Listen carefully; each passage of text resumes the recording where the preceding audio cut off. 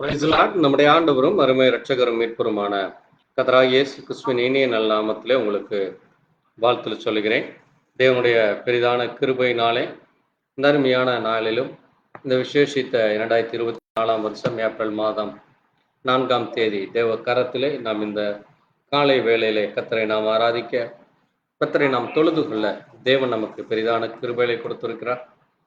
அவருடைய இரக்கம், அவருடைய அன்பு, தயவு இந்த நிமிஷம் வரை நம்மோடு கூட இருந்ததற்காய் நன்றி கலந்த இருதயத்தோடு கர்த்தரை நாம் கனப்படுத்தி மகிமைப்படுத்தி வாய்களை திறந்து அவரை ஸ்தோத்தரிப்போம். நாம் ஜெபிக்கலாம். ஸ்தோத்தரிக்கிறோம், ஸ்தோத்தரிக்கிறோம், ஸ்தோத்தரிக்கிறோம்.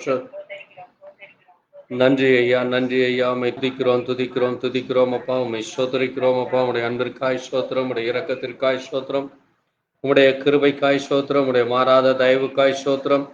எங்கள் மத்தியிலே நீர் இருக்கிறேன் என்று சொன்னீரேப்பா, உமக்கு நன்றி அப்பா.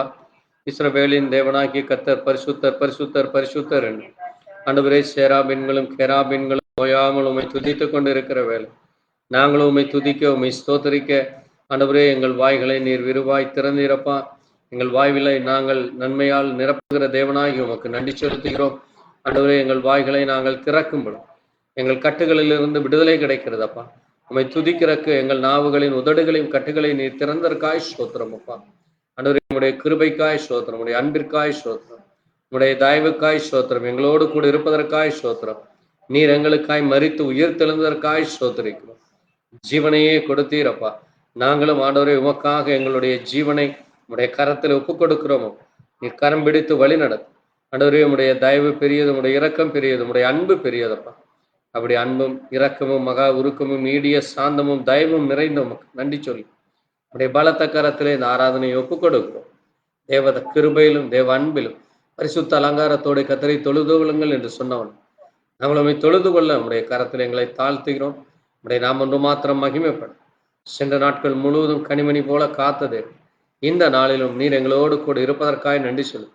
இந்த வாரத்தின் முதலாம் நாளிலே உடைய சமூகத்திலே வர இந்த ஞாயிற்றுக்கிழமை ஆண்டவரே நாங்கள் ஆராதிக்க தொழுது கொள்ள நீர் எங்களை ஜீவனோடு வைத்ததற்காய் நன்றி அப்பா.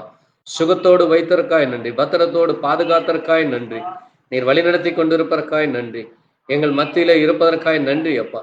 எங்கள் சுகத்தை விரும்புகிற தேவன் ஆண்டவரே, எங்களுடைய ஆத்தும ரட்சிப்பிற்காக உம்முடைய ஆத்துமாவையே கொடுத்த தேவன் அப்பா. ஆத்துமா ஆண்டவரே கத்தாவே, அது எவ்வளவு அருமையானது என்று சொல்லி இருக்கிறீரப்பா. உம்முடைய ஜீவனை எங்களுக்கு கொடுத்து அந்த ஆத்தும ரட்சிப்பை நாங்கள் பெற்றுக்கொள்ள கிருபை கொடுத்தீர். அதற்காக நன்றி சொல்லி உம்முடைய கரத்திலே தாழ்த்தி ஒப்புக் கொடுக்கும். நீரை மகிமைப்படும் எங்களோடு கூட இணைந்து ஜெபிக்கிற ஒவ்வொரு பிள்ளைகளையும் கர்த்தர் ஆசீர்வதித்தற்காய் நன்றி, பலப்படுத்தினக்காய் நன்றி. அவர்களுக்கும் நீர் சுகத்தை, பலத்தை, தேவைகளை நீர் வழி நடத்தி கொண்டிருப்பதற்காய், அவர்களையும் நீர் வாழ வைத்துக் கொண்டிருப்பதற்காய் சோதரிக்கிறோம். நீரை மகிமைப்படும். நீரே உம்முடைய பிள்ளைகளுக்கு போதுமானவராய் இருக்கிறீர், துணையாய் இருக்கிறீரப்பா. அப்படிப்பட்ட உமக்கு நன்றி சொல்லி உம்முடைய கரத்திலே தாழ்த்தி ஒப்புக்கொடும். வந்துள்ள பிள்ளைகளை பெயர் பெற நீர் ஆசீர்வதியும் அப்பா. எல்லா ஆண்டவரே மாம்ச சிந்தனைகள், உலக காரியங்களை குறித்த கவலைகள், எல்லா உலக கவலைகளை முற்றிலும் எடுத்து போடுகிற தேவனாய் உம்மிடத்தில் வரும் பொழுது கர்த்தர் எங்கேயும் அங்கு விடுதலை உண்டு என்று சொன்னீரப்பா. குமாரன் விடுதலையாக்கினால் மிகாவே விடுதலை ஆவீர்கள் என்று சொன்னீர். நாங்கள் விடுதலையோடு இந்த இடத்தை விட்டு கடந்து செல்லும் பரிசுத்த ஆவியின் வல்லமையிலே நிரம்பப்பட்டவர்களாக பரிசுத்த ஜீவியம் ஜீவிக்க நீர் எங்களை வழிநடத்தி கொண்டிருப்பதற்காக நன்றி சொல்லி இந்த கரத்தில் ஒப்புக் கொடுக்கிறோம். வரதடப்பட்ட பிள்ளைகளை கர்த்தர் கண்ணோக்கிப்பா. எல்லா தடைகளை எடுத்து போடும், குறைகளை குற்றங்களை மன்னிக்கிற தேவன், இரக்கம் பாராட்டுகிறோம். உமக்கு நன்றி சொல்லி நீரே மகிமைப்பட வேண்டுமா இயேசு கிறிஸ்துவனுடைய பரிசுத்த நாமத்திலே ஆமாம். கர்த்தர் தாமே மகிமைப்படுவாராக. தேவநாமம் மகிமைப்படட்டும். நாம் ஒரு பாடல்களை பாடி கர்த்தரை மகிமைப்படுத்தலாம்.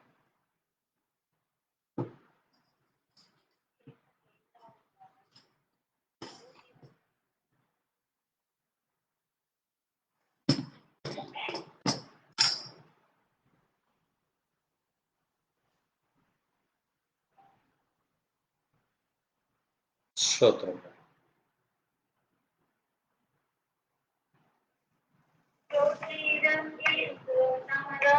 உமக்கெங்கும் ஸ்தோத்திரம் இயேசுநாதா, ஸ்தோத்திரம் இயேசுநாதா, உமக்கென்று ஸ்தோத்திரம் இயேசுநாதா.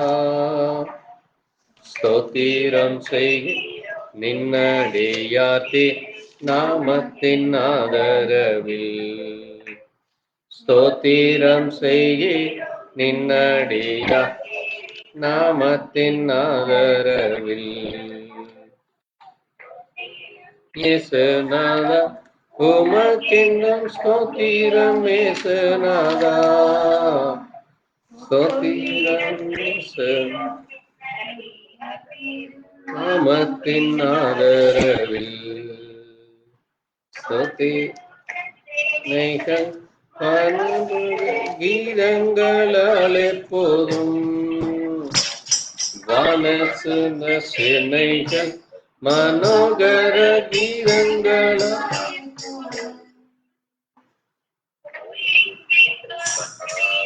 துதிக்க மன்னவனே உமக்கு ஓய்வின்றி பாடி துதிக்க மாபே மன்னவனே உமக்கே ஸ்தோத்திரம் இயேசுநாதா உமக்கென்றும் ஸ்தோத்திரம் இயேசுநாதா நின்னடி திருநாமத்தின் ஆதரவில் மதினா திறந்த நின் ஜீவ புது வழியா நின்னுதிர மதினா திறந்த ஜீவ புது வழியா நின்னடியா கண்ண சேரவுமே சந்ததம் நின்னடியா இதா சன்னதி சேரவுமே சந்ததம் ஸ்தோத்திரம் இயேசுநாதா உமக்கென்றும் ஸ்தோத்திரம் இயேசுநாதா ஸ்தோத்திரம் செய்கி நின்னடியாத்தி நாமத்தின் ஆதரவில் ஸ்தோத்திர புழுக்கலாம் எங்களுக்கு இத்தனை மகத்துவமுள்ள பதவியை கொடுக்கலாம் எங்களுக்கு எத்தனை மதையவு நின் கிருபை எத்தனை ஆச்சரியம் எத்தனை மதையவு நின் கிருபை எத்தனை ஆச்சரியம் ஸ்தோத்திரம் இயேசுநாதா உமக்கென்றும் ஸ்தோத்திரம் இயேசுநாதா ஸ்தோத்திரம் இயேசுவோம் நின்ன யா திருநாமத்தின் ஆதரவில் வேலும் அருமித்து கூடவும் நாமத்தினார் இன்றை தினமதிலும் ஒருமித்து கூடவும் நாமத்தினார் தந்தனின் கிருபைக்காக உமக்கென்றும் ஸ்தோத்திரமே தந்தனின் கிருபைக்காக உமக்கென்றும் ஸ்தோத்திரமே இயேசுநாதா உமக்கென்றும் ஸ்தோத்திரம் இயேசுநாதா ஈரோம் நின்னடி யாத்தே நாமத்தின் ஆதரவில் எங்களுக்கு பரலோகில் யாருண்டு ஜீவனாதா நீரல்லால் எங்களுக்கு பரலோகில் யாருண்டு ஜீவனாதா நீரே அன்றி வேறொரு தேசமில்லை பரனே நீரே ஈகத்தில் வேறோ தேசமில்லை பரனே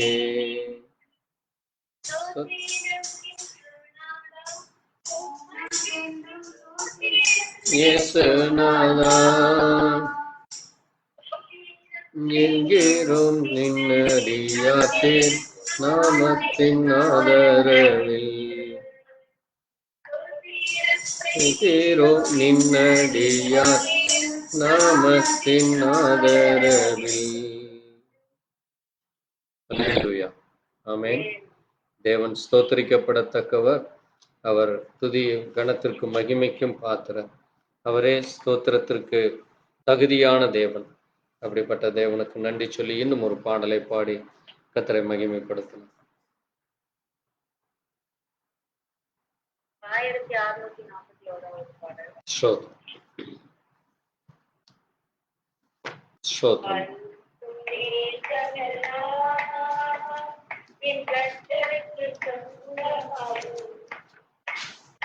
கண் பார்க்கும் பூமி எல்லாம் என் மிதிக்கும் தேசமெல்லாம் என் கர்த்தருக்கு சொந்தமாகும். கண் பார்க்கும் பூமி எல்லாம் கல்வாரி கொடி பறக்கும். பறக்கட்டும் பறக்கட்டும் சிலுவை ஜெய கொடி. அல்லேலூயா. உயரட்டும் உயர இயேசுவின் திருநாமம். அல்லேலூயா. பறக்கட்டும் பறக்கட்டும் சிலுவை ஜெய. அல்லேலூயா. உயரட்டும் உயர இயேசுவின் திருநாமம். அல்லேலூயா. மிதிக்கும் தேசமெல்லாம் என் கர்த்தருக்கு சொந்தமாகும். கண் பார்க்கும் பூமி எல்லாம் கல்வாரி கொடி பறக்கும். எழும்பட்டும் எழும்பட்டும் கிதியோனின் சேனை. அல்லேலூயா. முழங்கட்டும் முழங்க இயேசுதான் தேவன். அல்லேலூயா. மேலும் பட்டும் கிதியோனின் சேனை. அல்லேலூயா. முழங்கட்டும் முழங்க இயேசுதான் வழியன். அல்லேலூயா. மிதிக்கும் தேசமெல்லாம் என் கர்த்தருக்கு சொந்தமாகும்.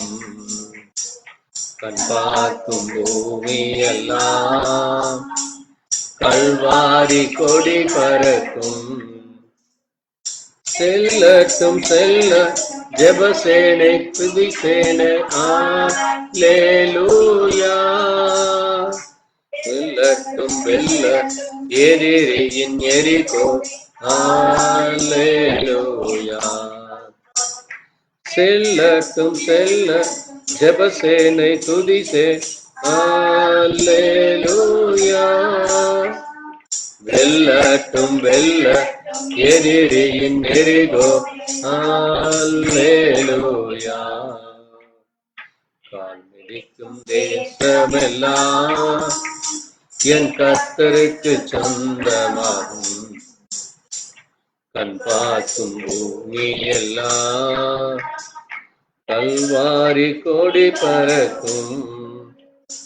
திறக்கட்டும் திறக்க சுவிசேஷ வாசல்கள். அல்லேலூயா. வளர வளர அபிஷேக திருச்சபைகள். அல்லேலூயா. திறக்கட்டும் திறக்க சுவிசேஷ வாசல். அல்லேலூயா. வெல்லட்டும் வளர. அல்லேலூயா. கால் மிதிக்கும் தேசமெல்லாம் என் கர்த்தருக்கு சொந்தமாகும். கண் பார்க்கும் பூமி எல்லாம் கல்வாரி கொடி பறக்கும்.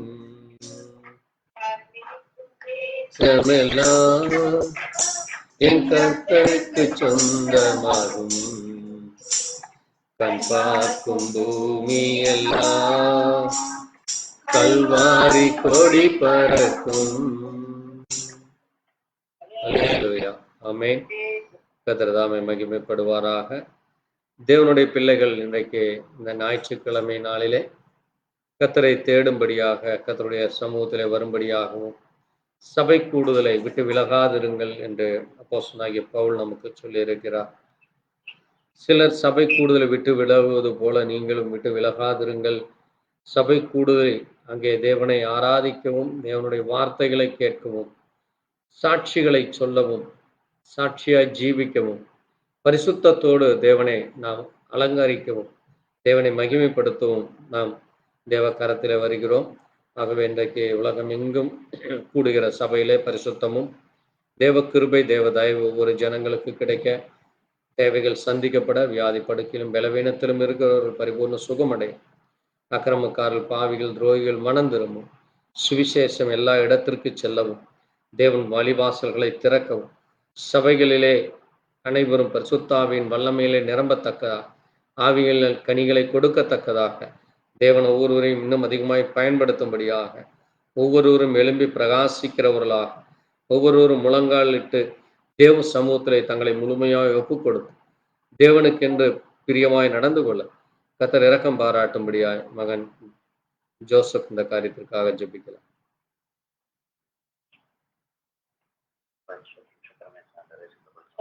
ஸ்தோத்திரிக்கிறோம், ஸ்தோத்திரிக்கிறோம் அப்பா. ஆமென், ஆமென்.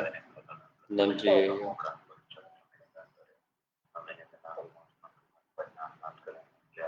ஸ்தோத்திரம், ஸ்தோத்திரம் அப்பா.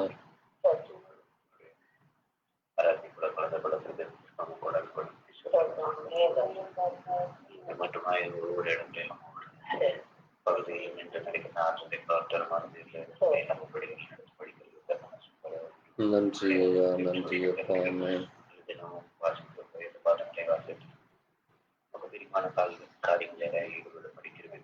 இரக்கமாக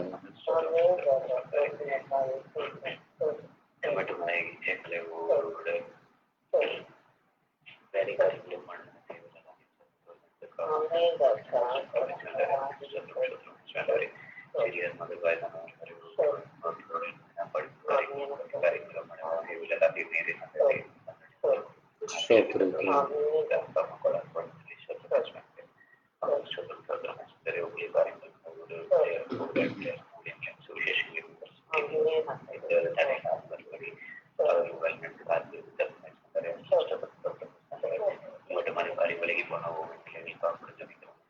நன்றி அப்பா. ஆமென்.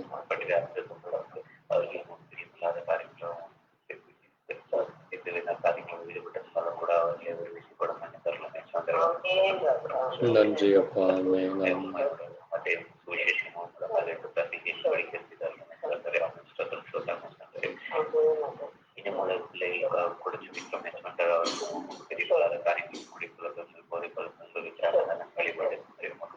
ஸ்தோத்திரம் ஆண்டவரே.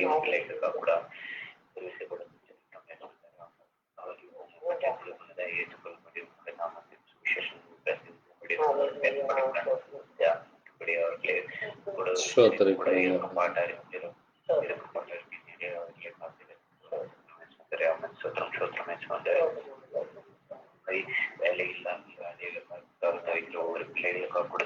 நன்றி ஆண்டவரே. ஆமென். ஸ்தோத்திரிக்கிறோம் அப்பா.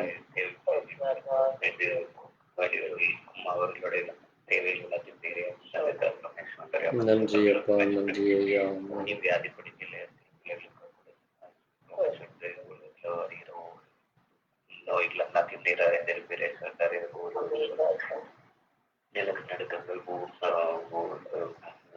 இயேசுவே கிருபையா. ஸ்தோத்திரிக்கிறோம், ஸ்தோத்திரிக்கிறோம் அப்பா.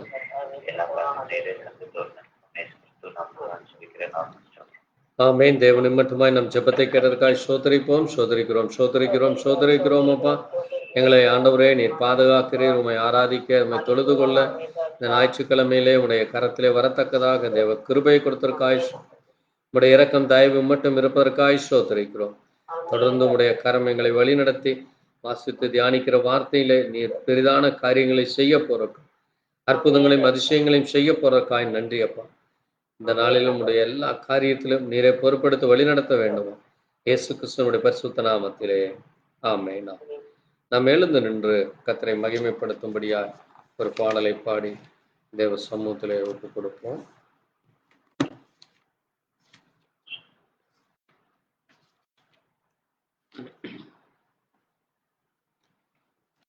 முன்னூற்றி 56வது பாடல். கர்த்தாவே, தேவர்களில் உமக்கு ஒப்பானவர் யார்?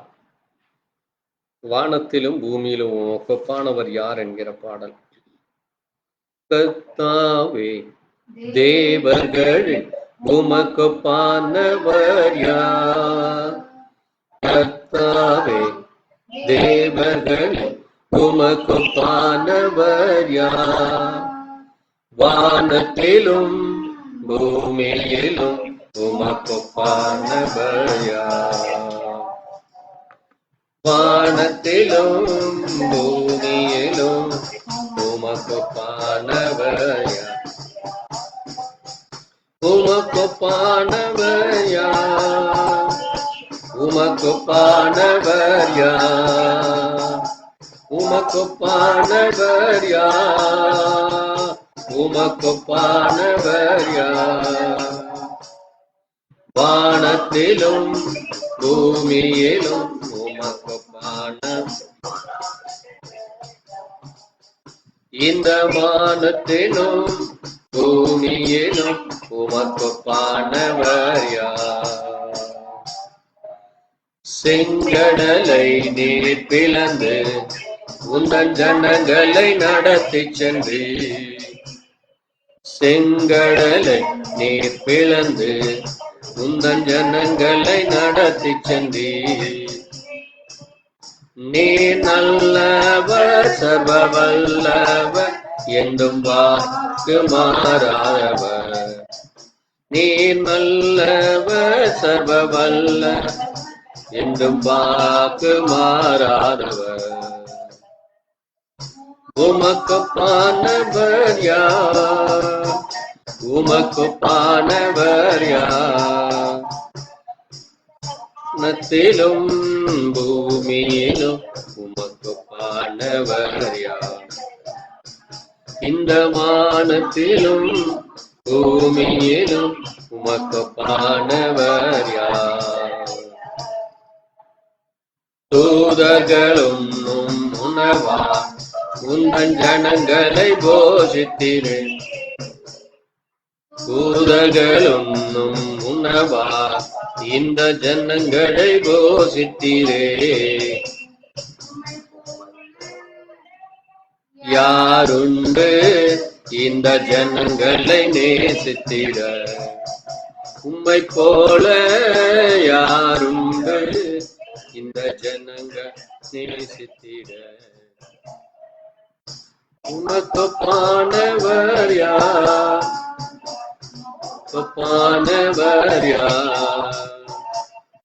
உமக்கு பூமியிலும் உமக்கு ஒப்பானவர் யார்? வானத்திலும் பூமியிலும் உமக்கு ஒப்பானவர் யார்? கண்மலையை நீர் பிளந்து உந்தன் ஜனங்களின் தாகம் தீர்த்தி.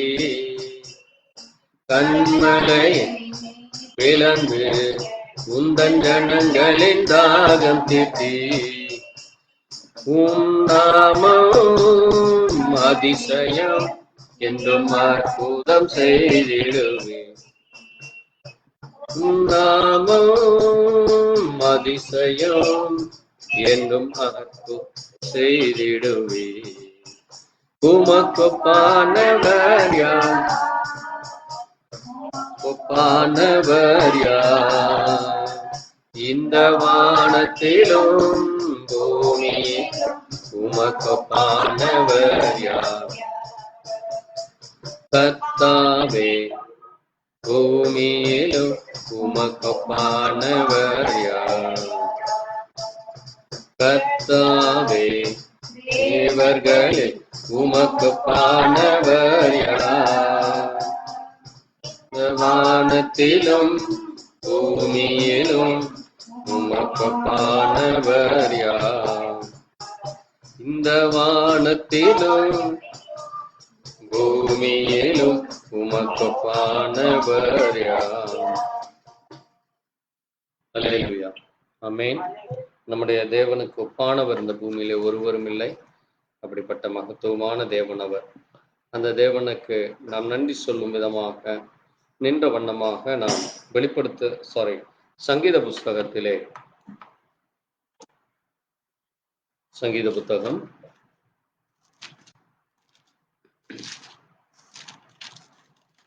71 அதிகாரம் 1 முதல்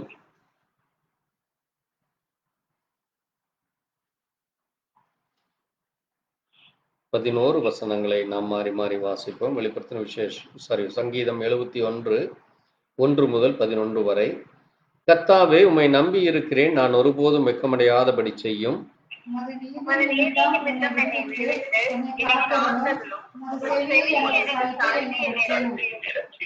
நான் எப்பொழுதும் வந்தடையத்தக்க கண்மலையாயிரும், என்னை ரட்சிப்பதற்கு கட்டளையிட்டீரே. நீரே என் கண்மலையும் என் கோட்டையுமாய் இருக்கிறேன்.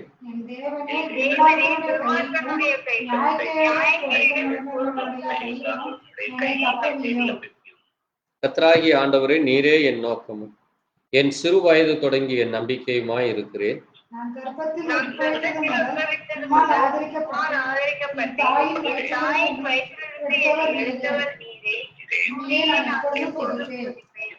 அநேகருக்கு நான் ஒரு புதுமை போலானேன், நீரோ எனக்கு பலத்த அடைக்கலமாய் இருக்கிறேன்.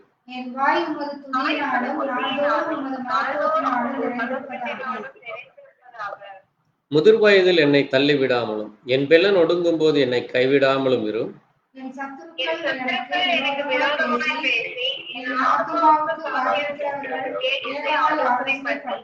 தேவன் அவனை கைவிட்டார், அவனை தொடர்ந்து பிடி, அவனை விடுவிப்பார் இல்லை என்கிறார். ஆமென். வாசித்த வார்த்தையை கர்த்தர் தாமே ஆசீர்வதிப்பாராக. கடந்த நாட்களிலே நாம் தியானித்துக் கொண்டு வருகிற வேதவசனத்தின் தொடர்ச்சியாக இன்றைக்கும் நாம் மத்தேயு 24 15 16 வாசித்து நாம் தொடர்ந்து செய்திக்குள்ளாய் கடந்து செல்லலாம். மத்தேயு 24 14 ராஜ்யத்தினுடைய இந்த சுவிசேஷம் பூலோகெங்கும் உள்ள சகல ஜாதிகளுக்கும் சாட்சியாக பிரசங்கிக்கப்படும், அப்பொழுது முடிவு வரும். மேலும் பாலாக்கர் அருவருப்பை குறித்து தானியேல் தீர்க்கதரிசி சொல்லியிருக்கிறானே, வாசிக்கிறவன் சிந்திக்க கடவன். நீங்கள் அதை பரிசுத்த ஸ்தலத்தில் நிற்க காணும் போது யூதேயாவில் இருக்கிறவர்கள் மலைகளுக்கு ஓடிப்போக கடவர்கள் என்பதே. ஆமென். நாம் நீண்ட வண்ணமாய் ஒரு நிமிஷம் ஜெபிக்கலாம். எங்களை நேசிக்கிற எங்கள் நல்ல ஆண்டவரே, கர்த்தராகிய இயேசு கிறிஸ்துவே, வானத்தையும் பூமியும் படைத்த சர்வ வல்லமையுள்ள தேவனே, கர்த்தாவே, இந்த நாளிலே கர்த்தாவே உம்முடைய வார்த்தை சொல்லி இருக்கிறதப்பா. இதோ உம்முடைய சுவிசேஷம் உம்மை குறித்து நீர் யார் என்றும், நீர் எந்த நோக்கத்திற்காக இந்த வானத்தை பூமியை படைத்தீர், மனிதனை படைத்தீர், மனிதனுடைய பாவத்தை மன்னிக்கிற தேவன், மனிதனை ஆண்டவரே இந்த பூமியிலே ஒரு காரியத்திற்காய் நீர் வைத்திருக்கிறீரப்பா. உம்முடைய நித்திய ஜீவனையே அவனுக்கு கொடுத்திருக்கிற அந்த தேவனே ஆண்டவரே, அப்படிப்பட்ட மகத்துவமான உம்மை குறித்தும் உம்முடைய வார்த்தைகளை குறித்தும் சத்தியத்தை குறித்தும் ஆண்டவரே உம்முடைய அன்பை குறித்தும் நாங்கள் இந்த தேசத்திலும் சகல சிருஷ்டிகளுக்கும் சுவிசேஷமாய் சொல்லும்படியாக நீர் ஆண்டவரே வழிவாசல்களை திறந்திருக்கிறீரப்பா. ஆண்டவரே, இதோ சகல ஜாதிகளுக்கும் இது சாட்சியாக பிரசங்கிக்கப்படும் என்று சொன்னிருக்கிறப்பா. அது மட்டுமல்ல, பாழாக்குகிற அருவருப்பு என்று தானியேல் சொல்லியிருக்கிற காரியங்களை அதை வாசித்து சிந்திக்க வேண்டும். அது பரிசுத்த ஸ்தலத்திலே அது நிற்க பொழுது அதை காண்பீர்கள். யூதேயாவில் இருக்கிறவர்கள் மலைக்கு ஓடிப்போக கடவர்கள் என்று இங்கே பார்க்கிறோம் அப்பா. இந்த நாளிலே கர்த்தாவே, பூமி எங்கும் காணப்படுகிற அக்கிரமங்கள், பாவங்கள், மீறுதல்கள், அவிசுவாசங்களுக்கு ஆண்டவரே அருவருப்புகளுக்காக பாழாக்கி போடுகிற ஆண்டவரே அந்த காரியங்களுக்காக ஒரு விஷயம் உடைய கரத்திலே வந்து அது என்ன, எங்களை சுற்றி என்ன நடந்து கொண்டிருக்கிறது, அது எப்படியாய் முடியும், முடிவு என்ன என்று நாங்களும் அறிந்து கொள்ள ஒவ்வொரு நாளும் உடைய கரத்திலே வருகிறோம் அப்பா. உம்முடைய வருகையானது மிக சமீபமாய் இருப்பதற்கு இது ஒரு அடையாளமாய் இருக்கிறது. அப்பொழுது முடிவு வரும் என்று சொன்னீரப்பா. இதோ நாங்கள் முடிவு காலத்திலே இருக்கிறோம் என்றும், எங்களை சுற்றி நடக்கிற காரியங்களை பார்க்கும் பொழுது அது எவ்விதமாய் எங்களுக்கு ஆண்டவரே ஒரு பயத்தை, நடுக்கத்தை, அதோ முடிவுகளை எப்படி ஏற்படும் என்ற ஒரு காரியத்தை உம்முடைய வார்த்தையிலே நாங்கள் வாசித்து அதை குறித்து தியானிக்கும் பொழுது, நாங்கள் சிந்திக்கிற பொழுது அது நிறைவேறி கொண்டிருக்கிறதை நாங்கள் காண கிருபை கொடுத்ததற்காய் ஸ்தோத்திரம். எங்களையும் உம்முடைய நித்திய ராஜ்யத்திலே உம்முடைய சுவிசேஷத்தின்படி ஜீவிக்க நீர் எங்களை பிரித்தெடுத்ததற்காய் நன்றி சொல்லி உம்முடைய கரத்திலே தாழ்த்துகிறோம். தொடர்ந்து வாசித்து தியானிக்கிற வார்த்தையின் மூலமாய் கர்த்தர் எங்கள் ஒவ்வொருவரோடு கூட பேசும். நீரே வார்த்தையாய் இருக்கிறீர். நீரே உங்களுடைய ஜனங்களுக்கு வெளிப்பாட்டின் தேவனாய் இருக்கிறீர். நீர் ஒவ்வொருவருக்கும் அவருடைய இருதயத்தையும் செவிகளையும் விருத்த சேதனம் செய்து வார்த்தை என்னும் அப்பத்தினாலே அவர்களை போஷித்து அவர்களை பலப்படுத்தி இந்த பூமியிலே சாட்சியாய் நிறுத்த வேண்டுமாய் அவருடைய வார்த்தைக்கென்று பிரித்தெடுக்கப்பட்டவர்களாக நிற்கத்தக்கதாக பலனை தர வேண்டுமாய் இயேசு கிறிஸ்து நம்முடைய பரிசுத்த நாமத்தில் ஜெபிக்கிறோம் எங்கள் ஜீவனுள்ள தகப்பனே, ஆமென். உட்காரலாம். ஆண்டவராகிய இயேசு கிறிஸ்துவின் இனிய நாமத்திலே மறுபடியும் உங்களுக்கு வாழ்த்து சொல்கிறேன். நம்முடைய தேவன் அவர் எப்பொழுதுமே நம்முடைய ஜனங்களை நேசிக்கிற தேவனாய் இருக்கிறார். ஆமென். அப்படிப்பட்ட அந்த தேவனுக்கு நாம் நன்றி சொல்லும் வண்ணமா நாம் ஒவ்வொரு வாரமும் ஒவ்வொரு நாளும் அவரை நாம் கனப்படுத்துகிறோம், அவரை மகிமைப்படுத்துகிறோம். அவருடைய கிருபை இரக்கத்தை அவருடைய வார்த்தைகளை நாம் தியானித்து கொண்டு வருகிறோம். ஆகவே இந்த நாளிலும் நாம் வாசித்த வார்த்தைகளை ஒரு விஷய வாசித்து தொடர்ந்து செய்திக்குள்ளாக கடந்து செல்லலாம். வாசிப்போம். ராஜ்யத்தினுடைய இந்த சுவிசேஷம் உலோகம் எங்கும் உள்ள சகல ஜாதிகளுக்கும் சாட்சியாக பிரசங்கிக்கப்படும். அப்போது முடிவு வரும். மேலும் பாராட்டுகிற அருவருப்பை குறித்து தானியத்திற்கு சொல்லியிருக்கிறானே, வாசிக்கிறவன் சிந்திக்க கடவன். நீங்கள் அதை பரிசுத்த ஸ்தலத்தில் நிற்க காணும் போது யூதேயாவில் இருக்கிறவர்கள் மலைகளுக்கு ஓடி போக கடவர்கள். போதும். நாம் கடந்த 6 வாரங்களாக தானியேலை குறித்தும் தானியேல் சொன்ன இந்த பாழாக்குகிற அருவருப்பு என்ன, ஏன் அப்படிப்பட்ட காரியத்தை அது பாழாக்குகிற காரியங்கள், அது என்ன அருவருப்பு, ஏன் அந்த காரியம் நடந்தது என்று நாம் தியானித்து கொண்டு வருகிறோம்.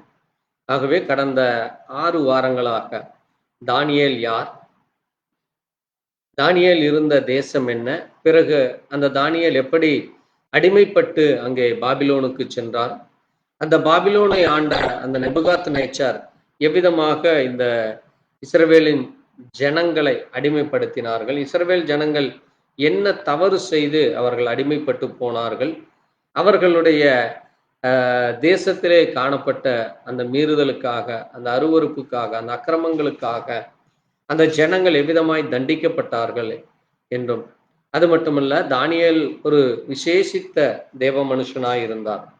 ஆகவே தேவன் அந்த தன்னுடைய மகனிடத்திலே, தன்னை நேசிக்கிற அந்த தானியேல் இடத்திலே, ஏனென்றால் தானியேலுடைய ஜீவியமானது புறஜாதிகள் மத்தியிலே அந்த பாபிலோன் தேசத்திலே அவர் வாழ்ந்தாலும் அவர் தன்னை அந்த புறஜாதிகள் நடக்கிற காரியத்தின்படி நடவாமல், ஆமென், தன்னை ஒரு பரிசுத்த மனிதனாக அவர் காத்து கொண்டார். ஆமென், ஆமென். பாருங்க, தேவன் என்ன செய்ய விரும்புகிறார் என்றால் தன்னுடைய பிள்ளைகளை அவர் பிரித்தெடுக்கிறார். தன்னுடைய பிள்ளைகளை பிரித்தெடுத்து அந்த பிள்ளைகளுக்கு அவர் என்ன செய்ய விரும்புகிறார், அவர்கள் தேவனுடைய வார்த்தையின்படி ஜீவிக்க வேண்டும், தேவனுக்காக கனி கொடுக்கிறவர்களாக அவர்கள் இருக்க வேண்டும், தேவனுடைய சாட்சிகளை ஜனங்களுக்கு தங்களுடைய ஜீவியத்தின் மூலமாக வெளிப்படுத்த வேண்டும், அவர்களுடைய ஜீவியமானது தேவனுக்கு பிரியமாக இருக்க வேண்டும், தேவனுடைய காரியங்களை அவர்கள் சரியானபடி புறஜாதிகளுக்கு அங்கே சாட்சியாக நிற்க வேண்டும், புறஜாதிகள் மத்தியிலே அவர்களுடைய ஜீவியமானது தன்னுடைய பிள்ளைகள் எவ்விதமான ஒரு ஜீவியம் அவர்கள் ஜீவிக்க வேண்டும், அந்த ஜீவியம் எப்படி இருக்க வேண்டும் என்று அங்கே அவர் அதை வெளிப்படுத்தினார். ஆமென். ஆகவே தான் பாருங்க, அங்கே தாவீதுனுடைய ஜீவியத்தை குறித்து நம்ம கடந்த நாட்களிலே நாம் தியானித்தோம். தாவீது அந்த தேசத்திலே இருந்தாலும் அங்கே அவன் சாப்பாட்டு விஷயத்தில் இருந்து கூட நாம் தியானித்தோம். அவன் எதிலே சாப்பிடுகிற காரியங்களிலே கூட தன்னை தீட்டுப்படுத்திக் கொள்ளக்கூடாது. அது மட்டுமல்ல, ஆராதனை காரியங்கள், அந்த ஆராதனையிலே தேவனுக்கென்று அங்கே தினமும் 3 வேளை ஜெபித்தார். பாருங்க, அது எவ்வளவு பெரிய ஒரு சாட்சியான ஒரு ஜீவியம். ஆகவேதான் தேவன் தானியேலுக்கு இனி வரும் நாட்களிலே என்ன நடக்கும் என்று தானியேலுக்கு விசேஷமாக தன்னை வெளிப்படுத்தினார். ஆமென். பாருங்க, இன்னைக்கு நீங்களும் அப்படித்தான் இந்த பிரஜாதிகள் மத்தியிலே இருக்கிறீங்க. நீங்கள் தேவனுக்கென்று உங்களை பரிசுத்தப்படுத்திக் கொள்ளும் பொழுது, தேவனுக்கென்று இந்த உலக காரியங்களிலிருந்து உங்களை பிரித்து கொள்ளும் பொழுது, பாருங்க, தானியேல் தான் தன்னை பிரித்து கொண்டான்.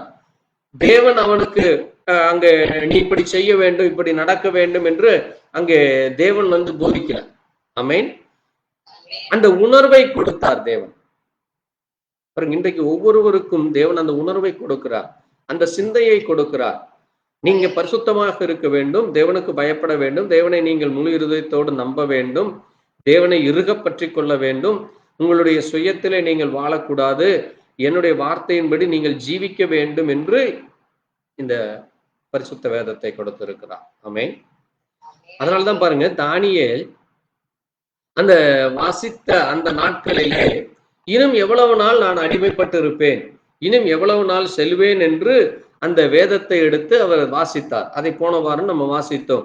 அது எரேமியா தீர்க்கதரிசி, அங்கே எரேமியா 25ஆம் அதிகாரத்திலே நாம் வாசிக்கும் பொழுது, அந்த அதிகாரத்திலே அவர்கள் எவ்விதமாக அவர்கள் அந்த பூமி, அந்த அவர்கள் இருக்கிற அந்த எருசலேமிலிருந்து இந்த பாபிலோன் தேசத்திலே அடிமைப்பட்டு போவார்கள், எவ்விதமாக அங்கே இருக்கும், எவ்வளவு வருடம் ஆகும் என்று நம்ம கடந்த வாரம் தியானித்தோம். அங்கே நம்ம பார்க்கிற பொழுது அது எவ்வளவு வருடமாக இருந்ததாமா? கடந்த வாரம் நம்ம அதை வாசித்தோம். வாசிங்க இன்னொரு முறை. எடுத்தவர்கள் சீக்கிரம் வாசிக்கலாம். போன வாரம் வாசித்து எடுத்து வாசிக்கலாம். 13 வருஷம் எடுத்து வாசிங்க. வசனம் அதிகாரத்தை கரெக்டா சொல்லணும். போன வாரம் வாசித்தத எத்தனை பேர் ஞாபகம் வச்சிருக்கிறீங்கன்னு பார்க்கலாம். 70 வருஷம் நிறைவேறின பின்பு நான் அதிகாரம் வசனம் 2ஐயும் சொல்லணும். எரேமியா 25 எரேமியா 25:12 எவ்வளவு வருஷம் என்று சொல்லுகிறார்? 70 வருஷம். பாருங்க, அதனால அந்த 70 வருஷத்திலே அந்த கடைசி அந்த 68வது வருஷத்திலே அங்கே தானியேல் அதை எடுத்து பார்க்கிறார். ஆகவே அவர் வந்து இன்றைக்கு கூட 68 ஆண்டுகள் ஆனது. அப்போ நான் என்ன செய்ய வேண்டும், இனி என்ன ஆகும் என்று அவர் அதை குறித்து தியானித்து கொண்டிருக்கிற பொழுது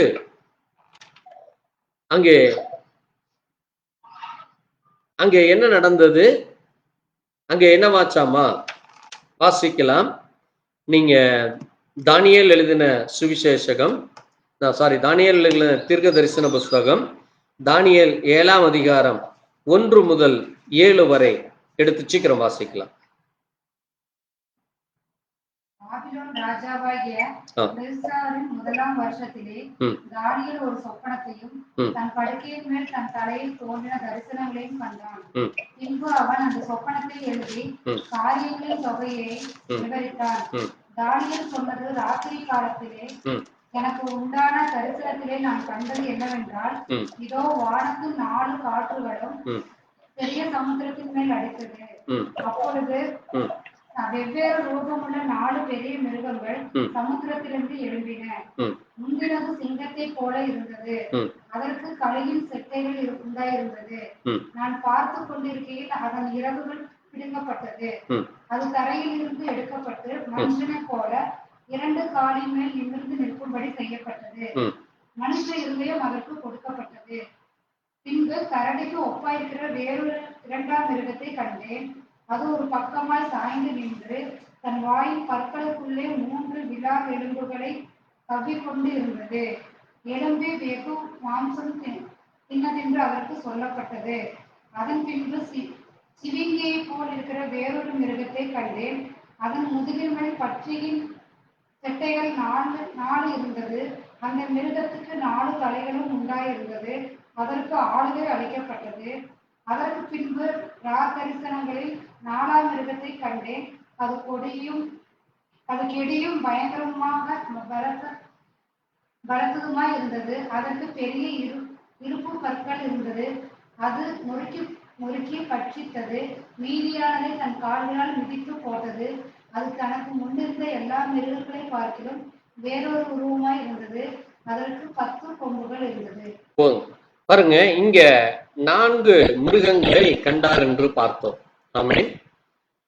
அந்த 4 மிருகங்கள், முதலாவது மிருகம் சிங்கம் என்றும், இரண்டாவது கரடி, மூன்றாவது சிவிங்கம், 4வது பார்க்கிற அந்த மிருகத்திற்கு அது எப்படி இருந்ததாமா? அது கெடியும் பயங்கரமும் பலத்ததுமாய் இருந்தது. அது மட்டுமல்ல, அது பற்கள் இருந்தது, பெரிய பற்கள் இருந்தது. அது என்ன செய்ததாமாம்? எல்லாவற்றையும் மிதித்து மற்ற எல்லா மிருகங்களை விட அது அது எல்லா காரியங்களையும் வேறறுத்து போட்டது. அதற்கு 10 கொம்புகள் இருந்தது என்று சொல்லப்பட்டது. பிறகு 8ஆம் வசனத்துல பாருங்க, அந்த கொம்புகளை நான் கவனித்தேன், இதோ அவைகளுக்கிடையே வேறு ஒரு சின்ன கொம்பும் எழும்பிற்று. அதற்கு 10 கொம்பு இருக்குது, அது போக இன்னும் ஒரு சின்ன கொம்பு ஒன்று முளைக்குதாமா. அதற்கு முன்பாக முந்தின கொம்புகளில் 3 பிடுங்கி போடப்பட்டது. இதோ கொம்பிலே மனுஷ கண்களுக்கு ஒப்பான கண்களும். பாருங்க, அந்த கொம்புகளுக்கு என்ன கொடுக்கிறதாமா? அந்த கொம்புகள், ஒவ்வொரு கொம்பிலேயும் மனிதனுக்கு எப்படி கண்கள் இருக்குமோ அதை போல அதற்கு கண்கள் இருக்கிறது. அது மட்டுமல்ல, பெருமை பேசுகிற வாயும் இருக்கிறது. ஒரு மிருகம், அதற்கு கொம்பு, 10 கொம்புகள். அந்த கொம்பிலே, ஒவ்வொரு கொம்பிலும் மனிதனைப் போல கண்கள். அது மட்டுமல்ல, தன்னை குறித்து பெருமை பேசுகிற வாய் அந்த ஒவ்வொரு கொம்புகளுக்கும் இருக்கிறதாம். அப்ப இது எல்லாம் என்ன? இது ஏதோ ஒரு டிராமா பார்க்குற மாதிரி, இல்லை ஏதோ ஒரு பசங்க பொம்மை படம் வரைகிற மாதிரி நமக்கு பார்க்கிறப்ப படிக்கிறப்ப தெரியும். ஆனால் இது ஒவ்வொன்றும் இன்றைக்கு நடந்து கொண்டிருக்கிற காரியங்களாக இருக்கிறது. ஆமென். முதல் 3 காரியங்கள், முதல் 3 மிருகங்கள், நான் முதல் மிருகத்தை குறித்து நம்ம தியானித்தோம். அந்த மிருகம் என்னது? சிங்கம். அது யாராக இருந்தது? அதுதான் யாருடைய ராஜ்யம்? அங்கே பாபிலோனுடைய முதல் ராஜ்யம். அந்த ராஜ்யம் கிறிஸ்துவுக்கு முன் கிமு 626 தொடங்கி 539 முடிந்த ராஜ்யம். அதுதான் சிங்கம். அது முதல் ராஜ்யமாக இருக்கிறது. அந்த சிங்கத்துக்கு என்ன இருந்ததாமா? கழுகின் செட்டைகள் இருந்தது. பிறகு அந்த செட்டைகள் என்ன செய்யப்பட்டதாமா? 4ஆம் வசனத்துல சொல்லுது, அதன் இறகுகள் பிடுங்கப்பட்டு அது தரையிலிருந்து எடுக்கப்பட்டு மனுஷனை போல 2 கால்களில் நிமிர்ந்து நிற்கும்படி செய்யப்பட்டது. அதற்கு என்ன கொடுக்கப்பட்டதாமா? மனுஷ இருதயம் கொடுக்கப்பட்டது. அப்ப இந்த காரியத்தை குறித்து நம்ம வாசித்தோம். ஏனென்றால் இந்த காரியமும் அங்கே வெளிப்படுத்தின விசேஷத்திலே அங்கே யோவான் காண்கிற அந்த காரியமும், வெளிப்படுத்தின விசேஷத்துல நீங்க வாசித்தீங்கன்னா வாசிக்கலாம். வெளிப்படுத்தின விசேஷத்திலே ஒவ்வொரு காரியமாக நீங்கள் வாசிக்கலாம். பாருங்க, 17ஆம் அதிகாரம், வெளிப்படுத்தின விசேஷம் 17ஆம் அதிகாரத்திலே அதற்கும் இன்றைக்கும் நடந்த காரியத்திற்கும் ஒரு லிங்க் இருக்கு. அதைத்தான் இயேசு கிறிஸ்து சொன்னார், பாழாக்குகிற அருவருப்பை குறித்து தானியேல் சொல்லி இருக்கிறானே, அதை வாசியுங்கள், அதை சிந்தியுங்கள் என்று. அது இன்றைக்கு நமக்கும் சொல்லப்பட்டிருக்கிறது. நம்ம அதை வாசித்து அதை சிந்திக்க வேண்டும் என்று அது சொல்லப்பட்டிருக்கிறது. அதனுடைய இணைப்பு தான் இப்பொழுது நம்ம வாசிக்க போகிற இந்த வெளிப்படுத்தின விசேஷம் 17ஆம் அதிகாரத்துல வாசிங்க. 1ஆம் வசனம் 2, 3 வாசிக்கலாம். 7 கலசங்களுடைய அந்த 7 தூதரில் ஒருவன் வந்து என்னோட பேசி, இவா திரளான தண்ணீர்கள் மேல் உட்கார்ந்திருக்கிற மகா வேசியோட பூமியின் ராஜாக்கள் வேசித்தனம் பண்ணினார்களே, அவர்களுடைய வேசித்தனமாகிய மதுவால் பூமியின் குடிகளும் பெருகொண்டிருந்தார்களே, அவளுக்கு வருகிற ஆக்கினியை உங்களுக்கு காண்பிப்பேன் என்று சொல்லி ஆவிக்குள் என்னை வனாந்தரத்திற்கு கொண்டு போனான். அப்பொழுது 7 தலைகளையும் 10 கொம்புகளையும் உடையதும். பாருங்க, இங்க யோவான் ஒரு தரிசனத்தை காக்குறார்.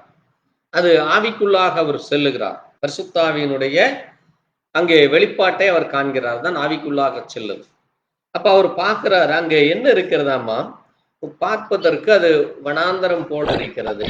அங்கே 7 தலைகள், எவ்வளவு?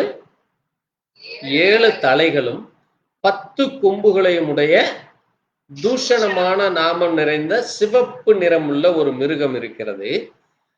அது மேல் ஒரு ஸ்திரீ ஏறி அமர்ந்திருக்கிறார். ஒரு மிருகத்தை பார்க்கிறாரு. அதற்கு 7 தலைகளும் 10 கொம்புகளும் இருக்கிறது. அந்த மிருகத்தின் மேல ஒரு சிவப்பு நிறமுள்ள மிருகம். அதன் மேல யார் உட்கார்ந்து இருக்கிறா? ஒரு ஸ்திரீ உட்கார்ந்து இருக்கிறாள்.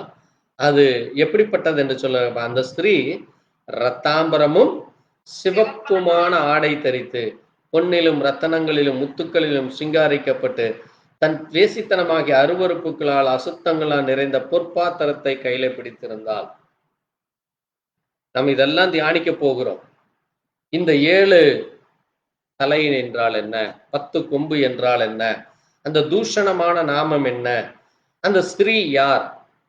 அந்த ஸ்திரீ எதற்கு அந்த சிவப்பான ஆடை அணிந்திருக்கிறாள்?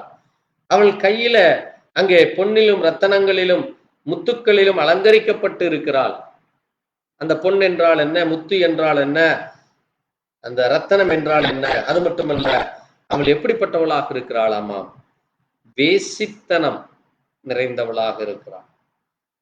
அந்த வேசித்தனம் நிறைந்த அருவருப்புகளும் அசுத்தமும் நிறைந்த ஒரு பாத்திரத்தை கையில பிடித்திருக்கிறார். அது என்ன சொல்லுது என்றால், வாசிங் 5ஆம் வசனம், அதுதான் மிக முக்கியமான காரியம். இப்ப பாருங்க, அது என்னதாமா? அது என்ன, எப்படிப்பட்டது? அது ஒரு ரகசியம். இது பப்ளிக்கா ரிவீல் ஆகிறது இல்ல. இது மனவாட்டிக்கென்று தேவன் கொடுத்த ஒரு ரகசியம். அதனாலதான் நீங்க இன்றைக்கு சபைகளிலே எந்த ஒரு பெரிய சபையானாலும் சரி, வெளிப்படுத்தின விசேஷத்தை எடுத்து யாரும் அவ்வளவு தைரியமா பிரசங்கிக்க மாட்டாங்க. நம்முடைய தீர்க்கதரிசி நமக்கு கடந்த 70-80 ஆண்டுகளுக்கு முன்பா இதை குறித்து மிக தெளிவாக ஒவ்வொரு காரியத்தையும் நமக்கு சொல்லியிருக்கிறார்.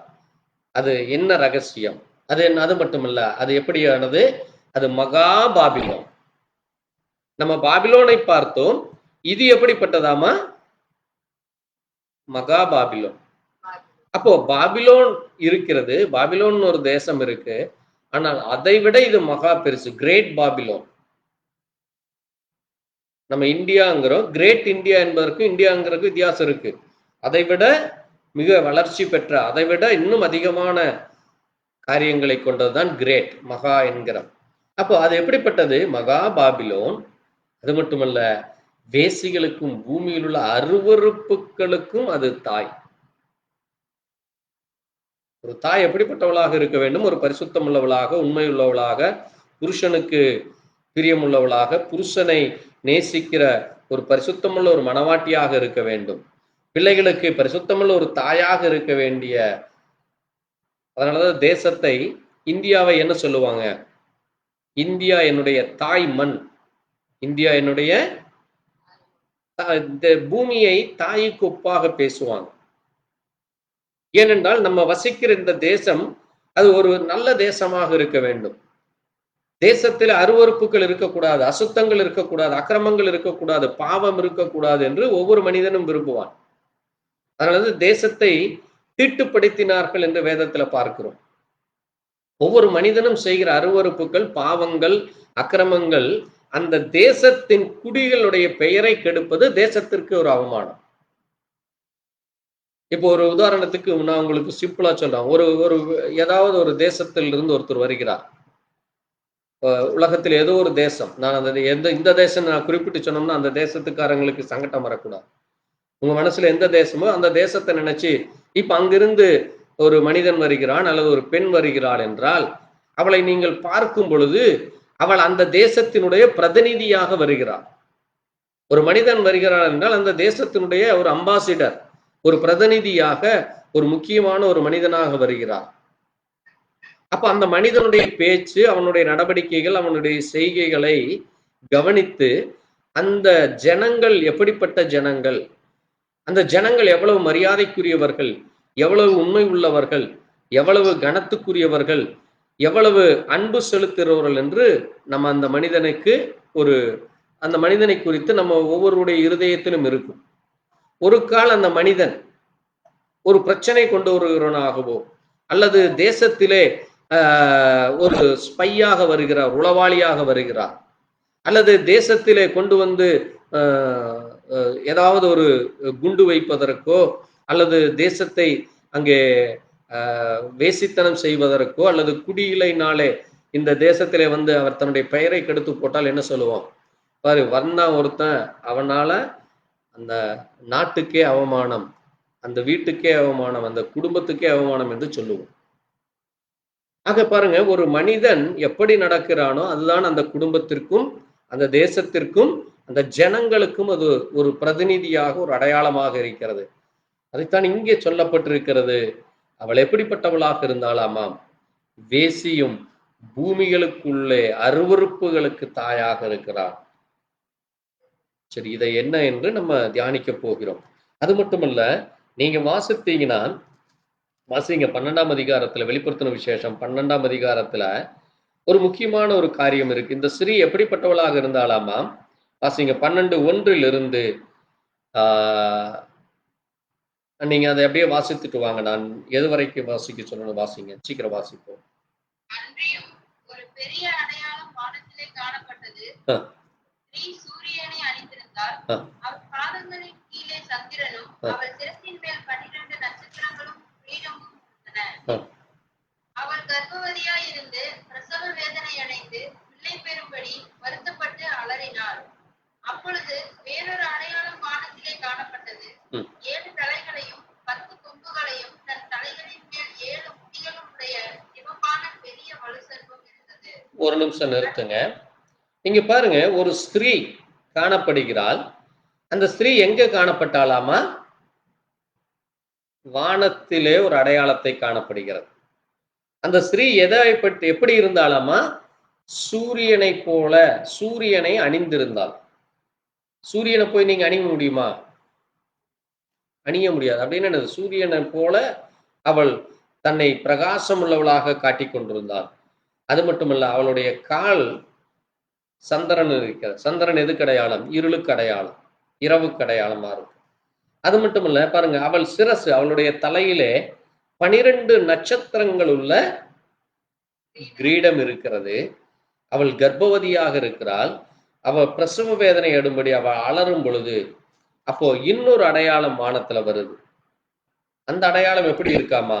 7 தலைகளும் 10 கொம்புகளும்.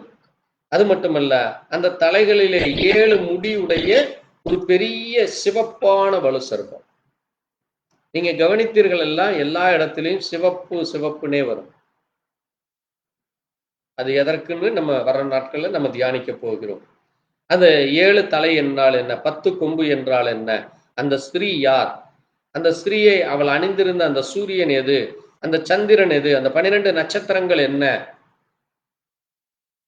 என்று நம்ம தியானிக்க போகிறோம். அது மட்டுமல்ல, பாருங்க, அதன் வால் வானத்தின் நட்சத்திரங்களில் 3 ஒன்றை இழுத்து அவை பூமியிலே விழத்தள்ளிற்று. இப்படி இந்த காரியம் இதிலே சொல்லப்பட்டு வருகிறது. அது மட்டுமல்ல, நீங்க இன்னும் ஒன்று பார்த்தீங்கன்னா 13ஆம் அதிகாரத்துல வாசிங்க, 1ஆம் வசனத்தை வாசிங்க.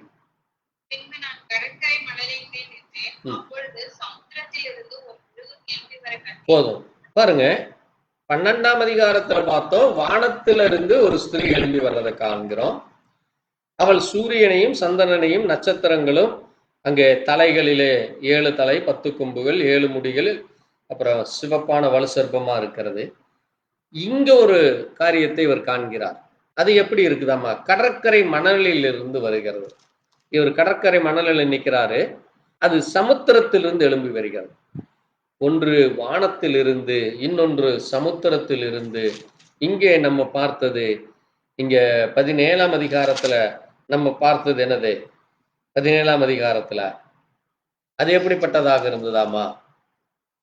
வனாந்தரத்துக்கு போய் பார்க்கிறான். வனாந்தரம் என்கிறது இந்த பூமியை குறிக்கிறதாக இருக்கிறது. அப்போ 3 காரியங்களை நம்ம இங்க பார்க்கிறோம். பாருங்க, அது எப்படிப்பட்டதாக இருக்கிறதாமா? அது என்னவாக இருந்ததாமா? சமுத்திரத்திலிருந்து எழும்பி வர கண்டேன், அதுகளுக்கும் என்ன இருந்ததாமா? 7 தலை 10 கொம்புகளும், அதன் முடிகள் 10 முடிகள் இருக்கிறது. அதுல தூஷணமான நாமம் கண்டேன். அது மட்டுமல்ல, நான் கண்ட மிருகம் சிறுத்தையை போல் இருந்தது.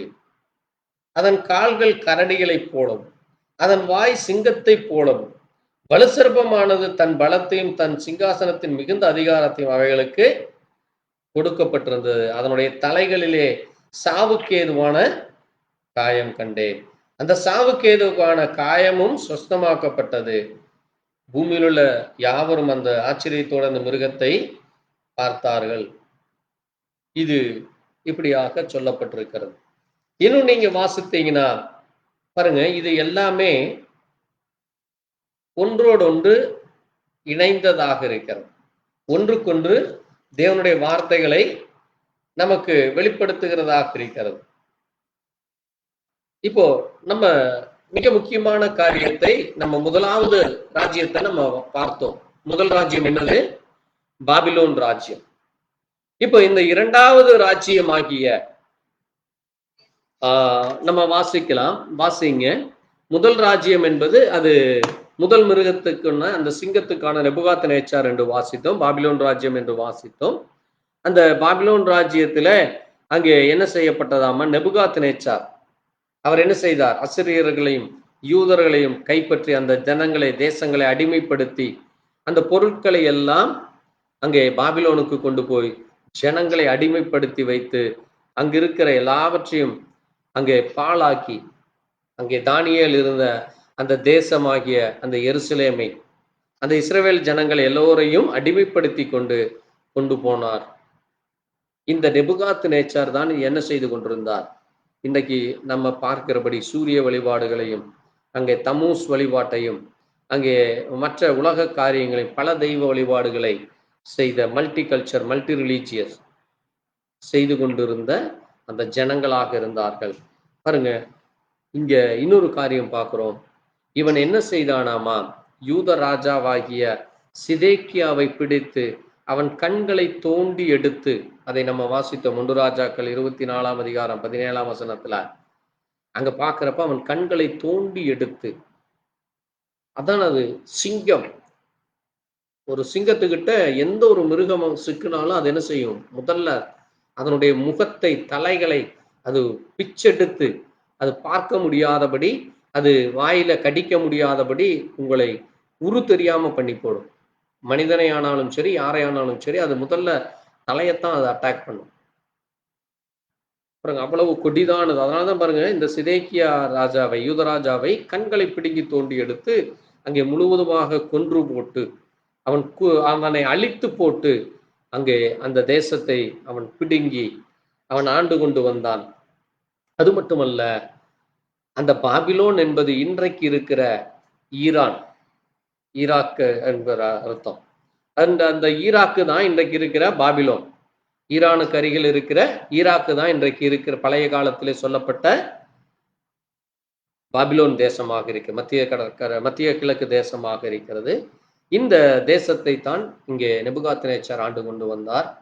இந்த நாட்களிலே பிறகு அவனுக்குள்ளாக பெருமை மேட்டிமை வந்த பொழுது தேவன் அவனை தள்ளிவிட்டு, அதனாலதான் அதற்கு கொடுக்கப்பட்டுள்ள அந்த இறகு பிடுங்கப்பட்டது. அந்த இறகு என்பது எதை குறிக்கிறது? வல்லமையை குறிக்கிறது. அவனுக்கு அந்த வல்லமையை கொடுத்திருந்தாரு. இப்ப அந்த வல்லமையை பிடுங்கிட்டார் தேவன். கடைசியில நேபுகாத்நேச்சார் என்னவானார்? நம்ம வாசித்தோம். அவன் மாட்டை போல புல்லை தின்றான். அவன் என்ன செய்தான்? வாசிங்க, அந்த ஒரு வசனத்தை நீங்க வாசித்தீங்கன்னா நான் உங்களுக்கு சீக்கிரம் முடிக்கிறேன். வாசிக்கலாம். தானியேல் 4ஆம் அதிகாரம், சீக்கிரம் எடுத்து வாசிப்போம். தானியேல் 4:28 33 வரைக்கும் சீக்கிரம் வாசித்தீங்கன்னா இங்க ஒரு காரியத்தை நீங்க பார்க்கலாம். இதெல்லாம் ராஜாவாகிய நேபுகாத்நேச்சாரின் மேல் வந்தது. 12 மாதம் சென்ற பின்பு ராஜா பாபிலோன் ராஜ்யத்தின் அரண்மனை மேல் உலாவிக் கொண்டிருக்கும் போது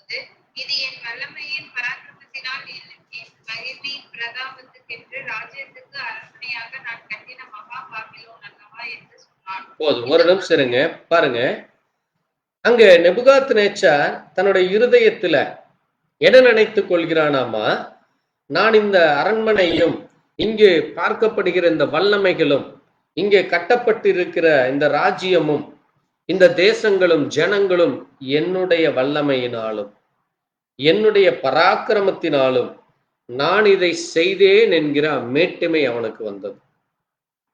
அவனுக்கு என்ன வந்தது? நான் மேட்டுமை வர்றது. அதனாலதான் பாருங்க, கத்தர் அருவருக்கிறாமா, மேட்டுமையுள்ள கண்ணை கத்தர் அருவருக்கிறார். அப்படி சொல்லுவாங்கல்ல, எகத்தாளமா பாக்குறான், ஒரு அப்படியே கர்வம் பிடிச்சு பாக்குறான்னு சொல்லுவான் பாருங்க. அந்த விதமான கண்கள் மனிதனுக்கு இருக்கிறது. அது ஒரு பிசாசனுடைய தந்திரமான செயல். உங்களை என்ன செய்வான், மற்றவங்களுக்கு முன்னால ஒரு ஏழை எளியோரையோ அல்லது படிக்கறிவு இல்லாதவனையோ அல்லது எதுவுமே தெரியாதவனை பார்க்குறப்போ ஒரு சிலருக்குள்ள அந்த எண்ணங்கள் வரும். தான் தான் எல்லாம் தெரிஞ்சவன் மாதிரி, எனக்கு படிப்பறிவு இருக்கு, எங்கிட்ட பதவி இருக்கு, எங்கிட்ட பணம் காசு இருக்கு, அல்லது ஜாதியிலே உயர்ந்தவன், அல்லது எங்க மதம்தான் பெருசு என்று சொல்லி அந்த பெருமையின் ஆவி. அப்படித்தான் இந்த ராஜாவுக்கு எனக்கு வல்லமை இருக்கிறது, எனக்கு பராக்கிரமம் இருக்கிறது, எனக்கு என்னுடைய மகிமையினாலதான் இந்த பிரதாபங்கள் எல்லாம், பிரதாபம்னு என்னது, இவ்வளவு பெரிதான காரியங்கள் இத்தனையும் என்னால செய்ய முடிகிறது, எனக்கு எல்லாமே இருக்கிறது என்ற அந்த கர்வம் அவனுக்குள்ள வந்த பொழுது, அங்க வாசிங்க 31ஆம் வசனத்துல, இந்த வார்த்தை ராஜாவின் மனையில் இருக்கும் போதே வானத்திலிருந்து ஒரு சத்தம் உண்டாகி, ராஜாவாகிய நேபுகாத்நேச்சாரே, ராஜ்யபாரம் உன்னை விட்டு நீங்கிற்று, மனுஷரை நின்று தள்ளப்படுவாய், வெளியின் மிருகங்களோட சஞ்சரிப்பாய், மாடுகளை போல புல்லை மேய்வாய். இப்படியே உன்னதமானவர் மனுஷருடைய ராஜ்யத்தில் ஆளுகை செய்து தமக்கு சித்தமாய் இருக்கிறவனுக்கு அதை கொடுக்கிறார் என்பதை நீ அறிந்து கொள்ளும் மட்டும் 7 காலங்கள் உன்மேல் கடந்து போகும் என்று உனக்கு சொல்லப்படுகிறது என்று விளம்பினது. வாசிக்கலாம். அந்நேரமே இந்த வார்த்தை நேபுகாத்நேச்சாரிடத்தில் நிறைவேறிற்று. அவன் மனுஷரில் நின்று தள்ளப்பட்டு மாடுகளை போல் புல்லை மேய்ந்தான். அவனுடைய தலைமையில் கழுகுகளுடைய இறகுகளுக்கு போலவும் அவனுடைய நகங்கள் பட்சிகளுடைய நகங்களைப் போலவும் வளரும் மட்டும் அவன் சரீரம் ஆகாயத்து பனியிலே நனைந்தது. பாருங்க, அவனுக்குள்ள அந்த பெருமை வந்த பொழுது, அவன் தன்னுடைய இருதயத்திலே நினைக்கிற பொழுது, கவனமா கேளுங்க, அவனுக்குள்ள அந்த நினைவு வரும் பொழுதே தேவன் அவனை கவனித்துக் கொண்டிருந்தார். ஆமென். அதனாலதான் நம்ம சொல்றோம், நம்முடைய தேவன் எப்படிப்பட்டவர், நம்ம நினைவுகளை சிந்தனைகளை தூரத்திலிருந்து அறிகிறவர்.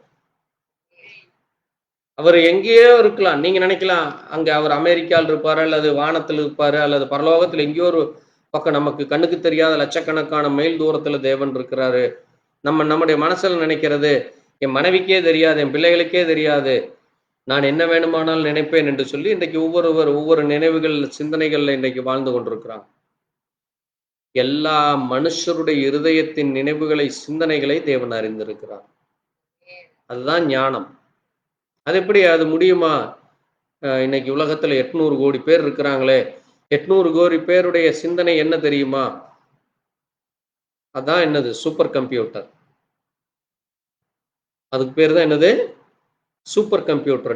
டாக்டர்களை நீங்க போய் கேட்டு பாருங்க, ஒரு மனிதனுடைய மூளை அது வெறும் 700 கிராம் தான். ஆனால் ஒரு மனிதனாலே இன்றைக்கு வெறும் 5% கூட நம்ம யோசிக்கிறதில்லை, சிந்திக்கிறதில்லை, செயல்படுகிறதில்லை. நீங்க 5% அதை உபயோகித்தாலே உலகத்திலே நீங்க தான் யாரு, மிகப்பெரிய மெமரி பவர் உள்ளவர், மிகப்பெரிய எல்லா காரியத்தையும் செய்ய உங்களுக்கு முடியும் என்கிற அந்த ஞானம் உங்களுக்கு எல்லாமே வருங்கிறாங்க டாக்டர். அட்லீஸ்ட் நம்ம பாதி கூட உபயோகிக்கிறது இல்லை, 25% கூட உபயோகிக்கிறது இல்லை. அப்ப தேவன் எப்படிப்பட்டவர், சர்வ ஞானம் படைத்தவர், 100க்கு 100 அவருக்கு தெரியும். இன்றைக்கு உலகத்துல சூப்பர் கம்ப்யூட்டர், பவர் கம்ப்யூட்டர்னு சொல்றோம். நீங்க உங்களுடைய பாஸ்வேர்டு உங்களுக்கு தான் தெரியும். நீங்க பாஸ்வேர்டு போட்டா தான் உங்க மொபைல்லையோ அல்லது உங்க ஃபோன்லையோ அல்லது நீங்க பேமெண்ட் பண்றதுலையோ அல்லது வேற எதுவாக இருந்தாலும் பாஸ்வேர்டு வச்சிருக்கிறீங்க, அது உங்களுக்கு மட்டும் தெரியும். அதை போல இந்த முழு உலகத்துக்கும் தேவன் எல்லாவற்றையும் வைத்திருக்கிறார். அவருக்கு மறைவானது இந்த உலகத்திலே ஒன்றும் இல்லை. அதனாலதான் பாருங்க, இவன் யோசிக்கிறப்பவே என்ன செய்தார்? அந்த நேரமே வானத்திலிருந்து ஒரு சத்தம் உண்டாகி, நேபுகாத்நேச்சாரே, இந்த ராஜ்யம் நீ நினைக்கிறியே இது நான் பண்ணது, நான் கட்டுனது, என்னுடைய வல்லமை, என்னுடைய பராக்கிரமம் என்று சொல்றையே, அது ஒன்றுமில்லை. நீ மனுஷரில் இருந்தும் ராஜ்ய பாரமும் உன்னை விட்டு போயிடுச்சு.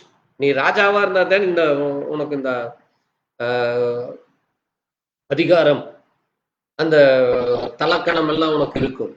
இன்னைக்கு அநேகர் அப்படித்தான் நினைச்சிருக்கிறாங்க, என்னை யாரும் அசைக்க முடியாது, நாங்க தான் இனி அடுத்த 50 வருஷம் 100 வருஷம் அரசாட்சி ஆளுவோம், நாங்க தான் எல்லாத்தையும் செய்வோம். தேவனுக்கு முன்பாக எந்த மனிதனும் ஒன்றுமே இல்லை.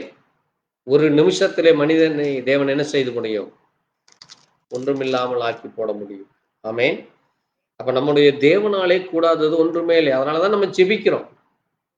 நம்ம ஜெபிக்கிறப்ப தேவன் நம்முடைய தேவைகளை, நம்முடைய வேண்டுதலை, விண்ணப்பத்தை கேட்டு நம்மை எல்லா தீங்குக்கும் விலக்கி பாதுகாக்கிறார்.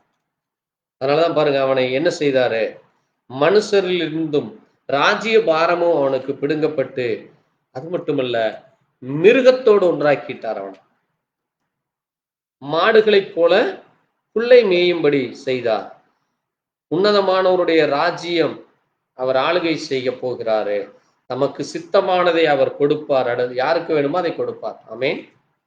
அதனாலதான் நம்ம ஒவ்வொரு நாளும் ஜெபிக்கிறோம், ஆண்டவரே உம்முடைய சித்தத்தை நிறைவேற்றும். ஆண்டவர் அதைத்தான் நமக்கு ஜெபத்துல சொல்லி கொடுத்தார். என்ன ஜெபம் அது?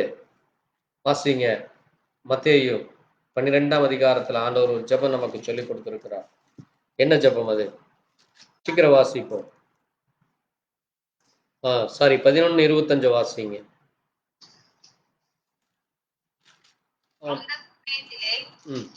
சொன்னது, பிதாவே, வானத்துக்கும் பூமிக்கும் ஆண்டவரே, இவைகள் ஞானிகளுக்கும் கல்விமான்களுக்கும் மறைத்து பலருக்கு வெளிப்படுத்தினபடியால் உம்மை சொல்கிறேன். பாலகருக்கு வெளிப்படுத்தினபடியால் உம்மை ஸ்தோத்திரிக்கிறேன். ஆம் பிதாவே, இப்படி செய்வது உம்முடைய திருவுளத்துக்கு பிரியமாய் இருக்கிறது. சகலமும் என் பிதாவினால் எனக்கு ஒப்புக் கொடுக்கப்பட்டிருக்கிறது. பிதா தவிர வேறொருவரும் குமாரனை அறியார். போதும் போதும் போதும். பாருங்க, ஆண்டவர் என்ன சொல்றாரு அங்க? என்னவாமா?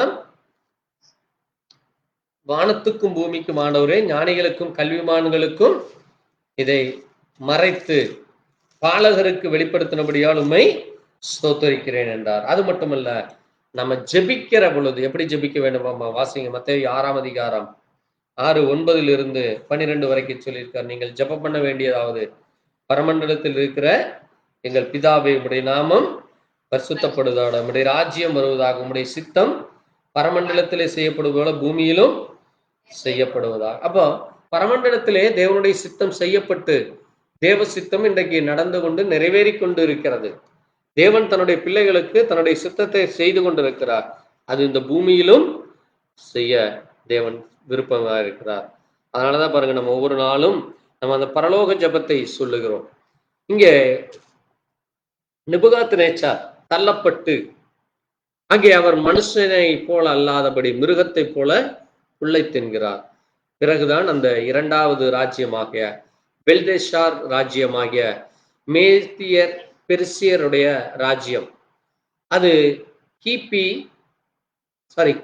539 முதல் 332 வரை, இயேசு கிறிஸ்து பிறப்பதற்கு முன் கிமு 539 முதல் 332 வரை, அந்த பிசி என்கிற அந்த வருடங்களிலே அவர்கள் சுமார் 207 வருடங்கள் இந்த பெல்தஷார், அந்த மேதிய பெர்சியருடைய ஆட்சி நடந்தது.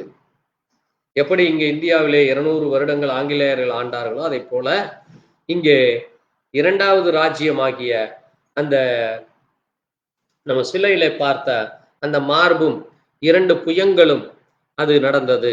அந்த சிலையிலே நம்ம பார்க்கிறப்போ அந்த புயங்கள் எப்படி இருந்ததாமாம்? அது வெள்ளியை போல இருந்தது. பாருங்கள், இவர்கள் அரசாண்ட அந்த மேதியர்கள், பெர்சிய ராஜ்யா பாபிலோனையும், அவர்கள் பாருங்க எந்தெந்த ராஜ்யத்தை ஆளுகிறார்கள் என்றால், அவர்கள் பாபிலோன் ராஜ்யம், மெசபத்தோமியா என்பது பழைய காலத்தில் இந்தியாவை குறிக்கிறது. ஏனென்றால் அங்கே பழைய மெசபத்தோமியாவிலே பார்த்தீங்கன்னா இந்தியா, பாகிஸ்தான், பங்களாதேஷ், இன்னும் அநேக தேசங்கள், கஜகஸ்தான், இன்னும் அங்கே அதுக்கு அருகில் இருக்கிற அந்த தேசங்கள் எல்லாம் சேர்ந்துதான் ஒரு மெசபதோமியா. நீங்க படிச்சிருப்பீங்க, ஹிஸ்டரி படிச்சவங்களுக்கு உங்களுக்கு தெரியும் மெசபதோமியா என்கிற தேசம். சரி பாருங்க, இப்போ இந்த தேசங்களை எது பாபிலோன், மெசபதோமியா, யூதேயா, எகிப்து, லிபியா, இது போன்ற பெரிய சாம்ராஜ்யங்களை அவர்கள் பிடித்து அவர்கள் அரசாண்டார்கள். அந்த மேதிய ராஜாவாகிய தரியு ஆட்சி செய்து கொண்டு வந்தார். அங்கே அதற்கு பிறகு பெர்சியா வந்தார்கள். பெர்சியர்கள் என்பது கோரேஸ் ராஜா. இந்த கோரேஸ் ராஜா என்ன செய்தார் என்றால், அன்றைக்கு இருந்த ஜனங்களுக்கு மத சுதந்திரம் கொடுத்தார். எது கொடுத்தார்? மதம். மதம் என்றால் என்ன? ஏனென்றால் நீங்க பாபிலோனியர்கள் புறஜாதிகளைப் போல புறஜாதிகள் வழிபாடு செய்கிறார்கள், விக்கிரக ஆராதனைக்காரர்கள். ஆனால் இஸ்ரவேலர்கள், யூதர்கள், இவர்கள் தேவனை வணங்குகிறவர்கள். எகிப்தியர்கள் அவர்கள் ஒரு விதமான வழிபாடு. அதே போல இந்த லிபியாவில் இருக்கிறவர்கள், அங்கே மெசபதோமியாவில் இருக்கிற ஒவ்வொருவரும் ஒவ்வொரு வழிபாடுகளை உடையவர்கள். இன்றைக்கு இந்தியாவில் எப்படி? இன்றைக்கு இந்தியாவிலே 5-6 மதங்களுக்கு மேல இருக்கிறது. இந்துக்கள் என்றும், கிறிஸ்தவர்கள் என்றும், முஸ்லிம்கள் என்றும், பாசிகள் என்றும், பிறகு ஜூஸ் என்று யூதர்கள் ஒரு வழிபாடு இந்தியாவில் செய்து கொண்டு வருகிறார்கள். அதுபோல பௌத்த மதம் என்று இருக்கிறது, புத்த மதம் என்று இருக்கிறது, பிறகு ஜைன மதம் இருக்கிறது. இப்படி இன்றைக்கு இந்தியாவிலே அநேக மதங்கள் இருக்கிறது. அப்ப இந்த மதத்துக்கு சுதந்திரம் கொடுக்கிறது. ஜனங்கள் நீங்க எதை வேண்டுமானாலும் வணங்கிக் கொள்ளுங்கள். அந்த சுதந்திரம் அன்றைக்கு அவர்களுக்கு கிடைச்சது. நான் இது ஏன் இதை சொல்ல வரேன்னா, இன்றைக்கு நம்மை சுற்றி நடந்து கொண்டிருக்கிறதோ அதே காரியம்தான் அன்றைக்கு நடந்தது. அதைத்தான் நான் போன வாரம் சொன்னேன். ஒவ்வொரு நாட்களிலும் ஒவ்வொரு நாளும் நமக்கு நடப்பது நமக்கு புதிதாக தெரியும். ஆனா இப்ப இன்றைக்கு வரப்போகிற ஆட்சியாளர்கள் இன்றைக்கு ஆட்சி செய்து கொண்டிருக்கிறவங்க என்ன செய்யறாங்க? இந்தியாவை ஒரே மதம், ஒரே ஜாதி, ஒரே மொழி, ஒரே இனம் என்று நாங்க மாத்த போறோம்னு சொல்றாங்க. அந்த நெருக்கடி தெரியுதா உங்களுக்கு? இதுதான் அன்றைக்கு இருக்கிற அந்த ஒவ்வொரு ராஜாக்கள் மாறும் பொழுது, ராஜாக்களுடைய ஆட்சி காலத்திலேயும் அவர்கள் அப்படித்தான் செய்தாங்க. அதனாலதான் இன்னைக்கு எல்லோரும் இந்தியாவை இன்றைக்கு இவர்கள் மன்னராட்சி செய்ய துடிக்கிறார்கள். நேற்று கூட ஒரு பிரபல நடிகர் ஒருவர் பேட்டி கொடுத்திருந்தார். இவர் மன்னராட்சி விரும்புறாரு. அந்த காலத்துல, பழைய காலத்துல மன்னராட்சி விரும்புறதுனாலதான் மன்னர்கள் தாங்கள் என்ன பேசுறோம், தாங்க என்ன செய்யறோம், என்ன நினைக்கிறோம் அதைத்தான் ஜனங்களும் செய்ய வேண்டும், குடிகளை அடிமைப்படுத்துகிறது செய்ய வேண்டும் என்று சொல்றாங்க. அது இன்றைக்கு நடக்கிறது போலதான் அன்றைக்கு இருந்தது. ஆனால் இந்த மேதிய ராஜாவாகிய தரியு காலத்துல இந்த காரியம் நீங்க நடக்கிறத பார்க்கிறோம். அதனாலதான் பாருங்க, அந்த தேசம், அது மட்டுமல்ல, யூதர்கள் என்ன செய்யலாமாமா, நீங்க உங்களுடைய தேசத்துக்கு நீங்க போகலாம், நீங்க போய் நீங்க உங்களுடைய தேவாலயத்தை நீங்க கட்டிக்கொள்ளலாம் என்று அவர்களுக்கு அங்கே உரிமை கொடுக்கப்படுகிறது. நீங்க வாசித்தீங்கன்னா வாசிங்க, தானியேல் வாசிங்க, தானியேல் 1ஆம் அதிகாரம் 1ஆம் வசனத்துல வாசிங்க.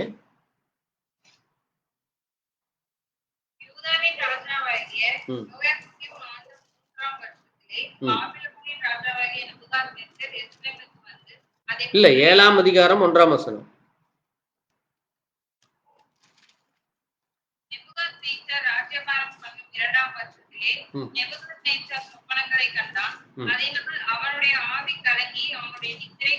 போதும் பாருங்க, நீங்க 7ஆம் அதிகாரத்துல பார்த்தீங்கன்னா பெல்தாஷரின், பாபிலோன் ராஜாவாகிய பெல்தாஷரின் ராஜ்யம், அதான் என்னது, மேரிய என்கிற அந்த ராஜ்யம், மேரியருடைய ஆட்சி. அந்த மேரியர்கள் தான், அதுக்கு ராஜா பேர் தான் யாரு? பெல்தேஷா. புரியுதா உங்களுக்கு? இவர்கள் சிறிது காலம் ஆண்டு கொண்டு வருகிறார்கள். நீங்க 9ஆம் அதிகாரத்துல பாருங்க, அங்க ஒரு ராஜ்யத்தை குறித்து சொல்லியிருக்கு. 9ஆம் அதிகாரம் 1ஆம் வசனத்தை வாசிங்க.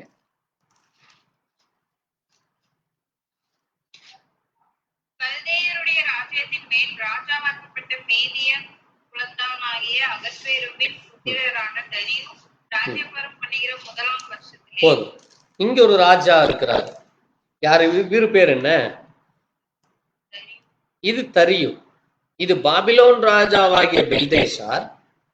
இது மேதிய ராஜாவாகிய தரியு ராஜா. அதைத்தான் நான் சொன்னேன். இந்த தரியு ராஜா நாட்கள்ல தான் நீங்க போய் உங்க சபைகளை கட்டலாம், நீங்க போய் உங்க ஆலயத்தை செய்யலாம் என்று சொல்றாங்க. நீங்க இது அதிகாரத்துல வாசிங்க. நீங்க வாசித்தீங்கன்னா 10ஆம் அதிகாரத்துல 1ஆம் வசனத்தை வாசிங்க. பெர்சியாவின் ராஜாவாகிய கோரேஸ் அரசாண்ட 3ஆம் வருஷத்திலே பெல்தெஷாத்சார் என்று பெயரிடப்பட்ட தானியேலுக்கு ஒரு காரியம் வெளியாக்கப்பட்டது. அந்த காரியம் சத்தியமும் நீதிய யுத்தத்துக்கு அடுத்ததுமாய் இருக்கிறது. அந்த காரியத்தை அவன் கவனித்து தரிசனத்தின் பொருளை அறிந்து கொண்டான். அந்த நாட்களில் தானியேல் ஆகிய நான் 3 வாரம் முழுவதும் துக்கித்துக் கொண்டிருந்தேன். அந்த 3 வாரங்களாகிய நாட்கள் நிறைவேறும் மட்டும் ருசிகரமான அப்பத்தை நான் புசிக்கவும் இல்லை, இறைச்சியும் திராட்சரசமும் என் வாயுக்குள் போகவும் இல்லை. பாருங்க, இந்த ராஜாவாகிய இப்ப நீங்க வாசித்த இந்த மேதிய ராஜா பெர்சிய ராஜா நாட்கள்ல தான் இவர்களுக்கு என்ன சொல்லப்படுது? நீங்க போய் உங்களுடைய ஆலயத்தை கட்டி கொள்ளுங்கள், நீங்க திரும்ப உங்க தேசத்துக்கு போங்க, நீங்க போய் உங்களுடைய ஆலயங்களை நீங்க அங்க இடிபட்டிருக்கிற அந்த ராஜ்யங்களை நீங்க சரி செய்து கொள்ளுங்கள் என்று இந்த ராஜாக்கள் அவர்களுக்கு உரிமை கொடுக்கிறாங்க. இந்த அதிகாரம் முழுசும் நீங்க வாசித்தீங்கன்னா அங்கே அவர்களுக்கு அந்த உரிமை கொடுக்கப்பட்டது. அவர்கள் என்ன செய்தார்கள், எப்படி நடந்து கொண்டார்கள் என்று நம்ம இங்க பார்க்கப்படுகிறது. இந்த காரியங்களை நீங்க பார்க்கிறப்பதான் இங்க ஒரு முக்கியமான ஒரு காரியம் பார்க்கிறோம். இந்த கரடி நீங்க பாக்குறீங்க, இந்த சிலையை நீங்க பாக்குறப்ப அது தலை, அதனுடைய இது எப்படி இருக்கு, மிருகம் எப்படிப்பட்ட மிருகமா இருக்காமா? கரடி என்று பார்த்தோம். முதல்ல பார்த்தது சிங்கம், இரண்டாவது பார்த்தது மிருகம் கரடி. இந்த பெல்தேஷார், இந்த மேதிய பெர்சிய ராஜாக்களுடைய அந்த மிருகம் எப்படிப்பட்ட மிருகமா இருந்தது? அது ஒரு கரடியை போல இருந்தது. சிங்கத்தை போல அவ்வளவு வல்லமை இல்லை. கரடிக்கும் சிங்கத்துக்கும் வித்தியாசம் இருக்கு. இப்ப இந்த கரடி என்ன செய்யுது பாருங்க, அது அதனுடைய வாய் எப்படி இருந்ததாமா? ஒரு பக்கம் சாய்ந்து. நீங்க அந்த 7ஆம் அதிகாரத்துல வாசிங்க 7ஆம் அதிகாரம் 5ஆம் வசனத்தை வாசிப்போம்.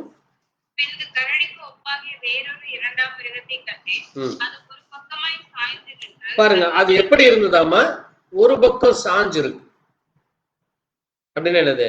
அது முழு பலத்தோடு இல்லாம ஒரு சைடா, இப்போ எப்படி அந்த ஊனமுற்றவர்கள் ஒரு சைடா சாஞ்சு நடப்பவர்களை போல இந்த கரடி அது ஒரு பக்கமா சாய்ந்து என்னவா இருக்காமா? அதனுடைய வாயில 3 விலா எலும்பை கவ்விக்கொண்டு வந்தது என்று பார்க்கிறோம். இது என்ன என்று நம்ம தீர்க்கதரிசி சொல்கிறார் என்றால், மேதிய ராஜ்யமானது, மேதியர்களுடைய அந்த ராஜ்யமானது அது தாழ்ந்து போய் இருந்தது. பாபிலோன் ராஜாவை போல அது மகா பாபிலோனாக கம்பீரமாக அந்த எல்லா ராஜ்யங்களை தன்னுடைய கண்ட்ரோல்ல வைத்தது போல அல்லாதபடி இவர்கள் தங்களுக்கென்று கொடுக்கப்பட்ட அந்த பாபிலோன் தேசத்திலே இவர்கள் சிறுமைப்பட்டு போக, அதான் என்னது, அது ஒரு பக்கமாக சாய்ந்து கொண்டு, மறுபக்கம் இது பெர்சியா, ஒரு பக்கம் மேதியா ராஜ்யம், இன்னொரு பக்கம் பெர்சிய ராஜ்யம். அது மறுபக்கம் அது கரடி உருவில் இருக்கலாம். பாருங்க, அதற்கு 2 கைகள் இருக்கிறது. கரடிக்கு முன்னாடி 2 கைகள் இருக்கிற மனிதனை போல அந்த கைகள் இருக்கிறதை பார்க்கலாம். அது எப்படிப்பட்டதாக இருக்கிறது? அந்த தலை பாபிலோன் ராஜாவும், இந்த மார்புல 2 கைகள் இருக்கிறத, மார்போடு சேர்த்து தான் நம்முடைய கைகள் இருக்கும். அந்த ஃப்ரண்ட் செஸ்ட் கூட சேர்ந்துதான் நம்ம 2 கைகளும் அங்கே ஜாயிண்ட் ஆயிருக்கும். அப்போ இந்த 2 கைகள் தான் என்னது? மேதியா ஒன்று, பெர்சியா ஒன்று. இது அங்கே ஒரு மனிதனுக்கு எப்படி ஒரு உருவமைப்பு வகைப்படுத்துகிறதோ அதை போல அந்த தேசமானது 2ஆக பிரிக்கப்படுகிறது. பாபிலோன் என்கிற அந்த தேசம், அவர்களுடைய அரசாங்கத்தின் கீழ் இருந்த எல்லா ராஜ்யங்களும் இப்பொழுது என்ன ஆகுது? 2ஆக பிரிக்கப்படுகிறத பார்க்கிறோம். இப்போ இன்னொரு காரியத்தை நீங்க பார்க்கிறப்போ, அது 3 விலா எலும்புகளை கவ்விக்கொண்டிருக்கிறத நம்ம பார்க்கிறோம். இந்த 3 விலா எலும்பு அதுல தான் நம்ம முதல்ல நம்ம பார்த்தோம். இந்த பாபிலோன் ராஜா எதை எதை கண்ட்ரோல் வைத்திருந்தாரு? பாபிலோன், மெசபத்தேமியா, யூதேயா, எகிப்து, லிபியா, இது போன்ற நகரங்கள் அவன் பெரிய சாம்ராஜ்யமாக. இப்போ உதாரணத்துக்கு இந்தியாவுடைய கண்ட்ரோல்ல முதல்ல நீங்க பார்த்தீங்கன்னா 1930 47க்கு முன்பாக, சுதந்திரத்துக்கு முன்பாக இந்தியாவோட எது எது இணைஞ்சிருந்தது? பாகிஸ்தான் இந்தியாவுக்குள்ள இருந்தது. அதான் மெசபத்தேமியா என்கிற பெரிய பட்டணம். இந்தியா, பாகிஸ்தான், வங்காளதேசம், வெஸ்ட் பங்களாதேஷ்ங்கிறமில்ல, வங்கதேசம். இதை மூன்றுமே இந்தியாவோடு இருந்த இந்தியா ஒரு மிகப்பெரிய தேசமாக இருந்தது. இப்ப இன்னைக்கு என்ன ஆச்சு? மூன்றா பிரிஞ்சு போச்சு. இன்னைக்கு இந்தியா தனியாயிருச்சு, பாகிஸ்தான் தனியாகி விட்டது, பிறகு பங்களாதேஷும் தனியா பிரிஞ்சு போச்சு. அதே போல இந்த பெர்சியா ராஜாக்கள் காலத்துல 3 தேசங்கள் பிரிந்து போனது. அது என்னென்ன தேசம்? பாபிலோன் என்று தனியாக வந்து விட்டது. பிறகு அது எகிப்து தனியா, எகிப்தியர்களுடைய அவங்க ராஜா அங்க அந்த பாபில் அங்க இருக்கிற பார்வோன் என்கிற அவர்களுடைய கண்ட்ரோலுக்கு போயிருச்சு. அது போல லிபியாவும் அதுவும் தனக்கு அதிலிருந்து இவர்களுடைய கண்ட்ரோல்ல இருந்து அங்க ஒரு தனி ராஜ்யமாக அது எழும்பி அது மூன்றாக போகிறது. இந்த லிபியா என்கிற தேசத்துல தான் கவனமா கேளுங்க, ஒரு 8 அல்லது 10 ஆண்டுகளுக்கு முன்பாக ஒரு மிகப்பெரிய ஒரு தாக்குதல் கிறிஸ்தவர்களுக்கு அங்க நடந்தது. நீங்க இன்றைக்கும் நீங்க போய் வீடியோல பார்க்கலாம், யூடியூப்ல. ஆயிரக்கணக்கான கிறிஸ்தவர்களை கழுத்தை அறுத்து அந்த லிபியாவில் இருக்கிற கடற்கரையிலே அவர்களை வீசி அந்த கடல் முழுவதும் இரத்த கடலாச்சு. பாருங்க, அதான் ஒரு ராஜா எழும்பும் பொழுது அந்த ஜனங்களுக்கு, அந்த அந்த தேசத்தில் இருக்கிற ஜனங்களுக்கு எவ்வளவு கொடூரமா அந்த ஜனங்களை வழி நடத்துறது. இன்றைக்கு அதான் இந்திய தேசத்திலும் நடக்கிறது. இந்த தேசம் எங்களது, இந்த தேசம் முழுவதும் எங்களது, நாங்க தான் இருப்போம், வேற யாரும் இருக்கக்கூடாது, பிற மதத்தார்கள் இருக்கக்கூடாது என்று இன்றைக்கு நம்ம நினைக்கிறோம். ஐயோ, இவங்க தான் இவ்வளவு நெருக்கடி கொடுக்குறாங்க என்று. இன்றைக்கல்ல, இதைத்தான் நான் சொன்ன 3 காரியம். என்ன 3 காரியம்? பிசாசு எப்பவுமே 3 காரியத்தை தன்னுடைய கண்ட்ரோல்ல வச்சுக்கிறான். ஒன்று என்னது? பொலிட்டிக்கல். ஞாபகம் வச்சுக்கோங்க, 3 காரியம். ஒன்று பொலிட்டிக்கல், அரசியல். இரண்டாவது என்னது? Religious power. முதல் பவர் என்னது? Political, politics. பொலிட்டிக்கல் என்கிற அந்த அரசியலையும் அரசியல்ல ஒரு பவர், தனக்கு வல்லமை வச்சுக்கிறது. இரண்டாவது ரிலீஜியஸ், மத வல்லமை. மூன்றாவது டெமோனிக் பவர். டெமோனிக் என்பது என்னது? பிசாசனுடைய வல்லமை. அதான் என்னது? கொடுங்கோல் ஆட்சி. தான் என்ன மதமோ அந்த மதத்தை தான் எல்லோரும், அந்த ஆண்ட ராஜா தான் என்ன வழிபடுகிறானோ, தான் என்ன செய்கிறானோ அதைத்தான் ஜனங்களை செய்யும். அதான் டெமோனிக் பவர். அதனாலதான் என்ன செய்தான்? இந்த லிபியா நாட்டை ஆண்ட அந்த மன்னன், அந்த அந்த அரசாங்கம் அவ்வளவு பேரை சுட்டு கொண்டது. இப்ப இன்றைக்கு நேற்று கூட ஒரு காரியத்தை நீங்க உலகம் முழுசும் மிக ஒரு பயங்கரமா இருக்கிறத நீங்க வாசித்திருப்பீங்க. என்னது? ஈரானும் இஸ்ரேலும் மிக கடுமையாக தாக்கிக் கொள்ள போகிறது, ஒரு மிகப்பெரிய போர் ஒன்று வரப்போகிறது. அதனால இந்தியாவிலிருந்து இந்திய அரசாங்கம் சொல்லியிருக்கு, இந்தியாவில் இருக்கிற யாராவது அங்க இஸ்ரேலில் இருந்தீங்கன்னா நீங்க உடனடியா ரெடியாயிருங்க, இந்தியாவுக்கு புறப்பட்டு வர்றீங்கன்னா வந்துருங்க, அல்லது நீங்க பாதுகாப்பா இருங்க, வெளியே எங்கேயும் போய் டூர் சுத்தி அதை இதையும் பண்ணீங்கன்னா உங்களை அவங்க கடத்திட்டு போயிடுவாங்க, அல்லது உங்களை பிணைக்கைதியாக பிடித்து வைத்துக் கொள்வார்கள், அல்லது உங்களுக்கு மரணம் ஏற்படலாம், எங்களால பாதுகாப்பு கொடுக்க முடியாது, நீங்க பாதுகாப்பா இருந்துக்குங்க என்று சொல்லி இந்திய அரசு சொல்லியிருக்கு. அதே மாதிரி ஒவ்வொரு தேசத்தாரும் அதே போல அங்க இஸ்ரேலில் இருக்கிறவங்களையும் சரி, ஈரானில் இருக்கிறவங்களையும் நீங்க பாதுகாப்பா இருங்க, ஏன்னா மிகப்பெரிய தாக்குதல் நடைபெற போகிறது. ஈரான் இஸ்ரேலை தாக்கினால் இஸ்ரேவேலர்கள் ஈரானை தாக்குவார்கள். அப்ப 2 தேசத்திலும் மிகப்பெரிய பாதிப்பு ஏற்படும். அதனால நீங்க எல்லாம் பாதுகாப்பா இருங்கன்னு ஒரு அறிக்கையிட்டு இருக்கிறாங்க. பாருங்க, உலகப்போர் வரப்போகிறது என்று நம்ம சொல்லிட்டு இருக்கிறோம். அதற்கு எல்லாமே இதுதான். இப்ப நீங்க வாசிக்கிற இந்த தானியேல் அதிகாரம் தான் அடிப்படை. அதைத்தான் நம்ம இங்க வாசித்தோம். வாசிங்க. அது ஏன் அந்த அடிப்படை என்றால், ஒரு முக்கியமான ஒரு காரியத்தை நம்ம வர நாட்கள்ல தியானிக்க போகிறோம். என்னது? வாசிங்க. தானியேல் 9ஆம் அதிகாரத்துல 9:21 வாசிங்க.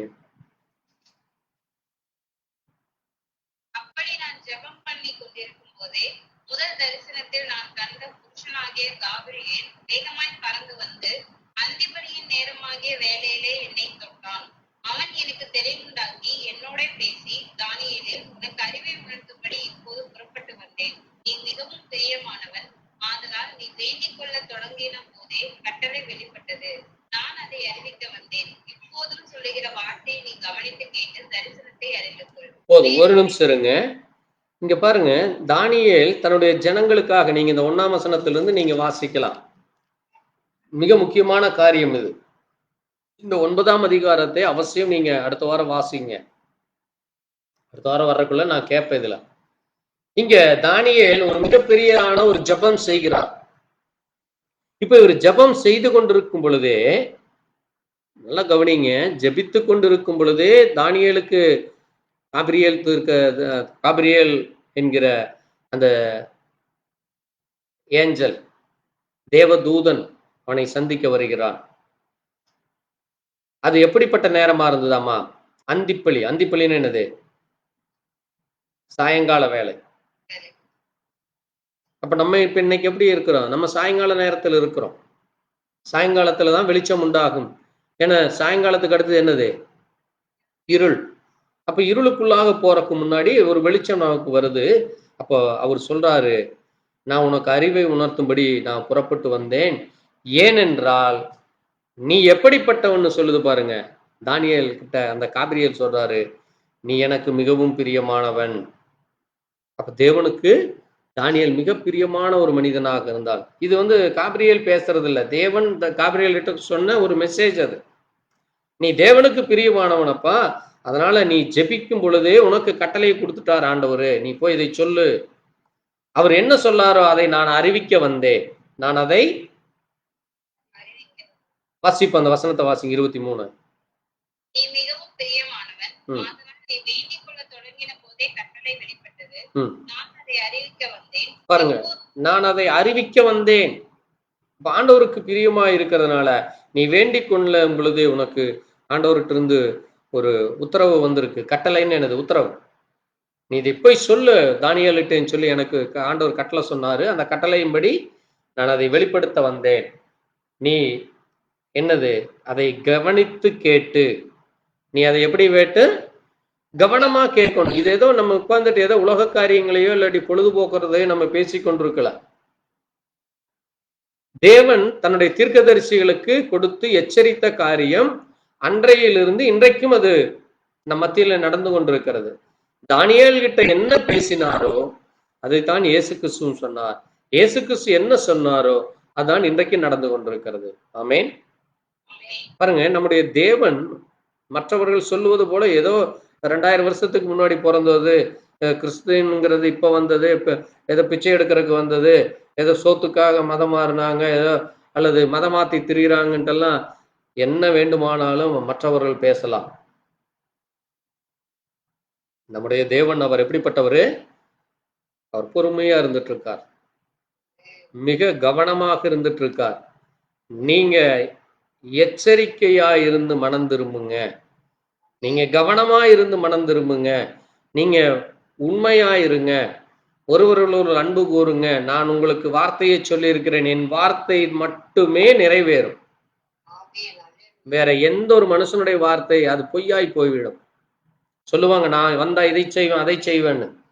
கடைசி என்ன சொல்லுவாங்க? எனக்கு பணம் கிடைக்கல, எனக்கு காசு கிடைக்கல, எனக்கு வர முடியல, எனக்கு உடம்பு சரியில்லை, எனக்கு இப்படி ஆச்சு அப்படி ஆச்சுன்னு மனிதன் சொல்லுவான். அது எவ்வளவு பெரிய ராஜாவானாலும் சரி.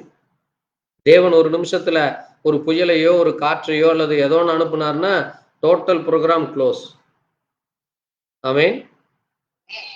பாருங்க, அப்போ தேவன் ஒருவர் மட்டுமே செய்ய முடியும். அது நம்ம தேவன் தான். அது அதனாலதான் அவரை ஜீவனுள்ள தேவன் என்று சொல்லுகிறோம். அதனாலதான் அவரை நம்ம ஏதோ ஒண்ணு வச்சு வணங்குறது இல்லை. அவர் நமக்குள்ள இருக்கிறவராக இருக்கிறார். அவர் பரிசுத்தாவியாக இருக்கிறார். அதனாலதான் அவர் எப்படிப்பட்டவரா இருக்காரு? வார்த்தையாக இருக்கிறார். அதனாலதான் நான் இப்ப சொல்லுகிற வார்த்தையை நீ கவனித்து கேட்டு ஒரு தரிசனத்தை நீ அறிந்து கொள். அப்ப இங்க ஒரு தரிசனம் வருது. 7ஆம் அதிகாரத்துல ஒரு தரிசனத்தை பார்க்கிறாரு. அது 4 மிருகங்களாக இருக்கிறது. அடுத்தது இங்க 9ஆம் அதிகாரத்துல ஒரு காரியம் இருக்கிறது. அப்ப அந்த 7ஆம் அதிகாரமும் இந்த 9ஆம் அதிகாரமும் ஒன்றோடொன்று இணைக்கப்பட்டது. ஆமென். 7ஆம் அதிகாரமும் 9ஆம் அதிகாரமும் ஒன்றோடொன்று இணைக்கப்பட்டது. இங்க என்ன சொல்றாருன்னா ஒரு 6 காரியம் நடக்கிறதாமா. அந்த 6 காரியம் என்னது? முதலாவது மீறுதலை வாசிங்க 24. பாருங்க, முதல் காரியம் மீறுதலை தவிர்க்கிறதற்கும், பாவங்களை தொலைக்கிறதற்கும், இரண்டாவது பாவங்களை தொலைக்கிறதற்கும், அக்கிரமத்தை நிவர்த்தி பண்ணுகிறதற்கும், மூன்றாவது அக்கிரமத்தை நிவர்த்தி பண்ணுகிறதற்கும், நித்திய நீதியை வருவிக்கிறதற்கும், நாலாவது நித்திய நீதியை வருவிக்கிறதற்கும், தரிசனத்தையும் தீர்க்க தரிசனத்தையும் முத்திரிக்கிறதற்கும். பாருங்க, 5வது தரிசனமும் தீர்க்க தரிசனத்தையும் முத்திரிக்கிறார் தேவன். ஒரு குறிப்பிட்ட காலத்துக்கு அதை முத்திரை போட்டு வைக்கிறார். தரிசனத்தையும் தீர்க்க தரிசனத்தையும் முத்திரிச்சு வைக்கிறார். இதெல்லாம் நம்ம தியானிக்க போகிறோம். அடுத்தது பாருங்க, மகா பரிசுத்தம் உள்ளவரை அபிஷேகம் பண்ணுவதற்கும். அப்போ இந்த 6 காரியம், மீறுதல், பாவங்களை தொலைக்கிறதுக்கு, அக்கிரமத்தை நிவர்த்தி பண்றதுக்கு, நித்திய நீதி வருவிக்கிறதுக்கு, தரிசனம் தீர்க்க தரிசனம், மகா பரிசுத்தம் உள்ளவரை அபிஷேகம் பண்ணுறதுக்கு. இப்ப என்ன நடக்குதாமா? உன் ஜனத்தின் மேலும் உன் பரிசுத்த நகரத்தின் மேலும் 70 வாரங்களாகும்.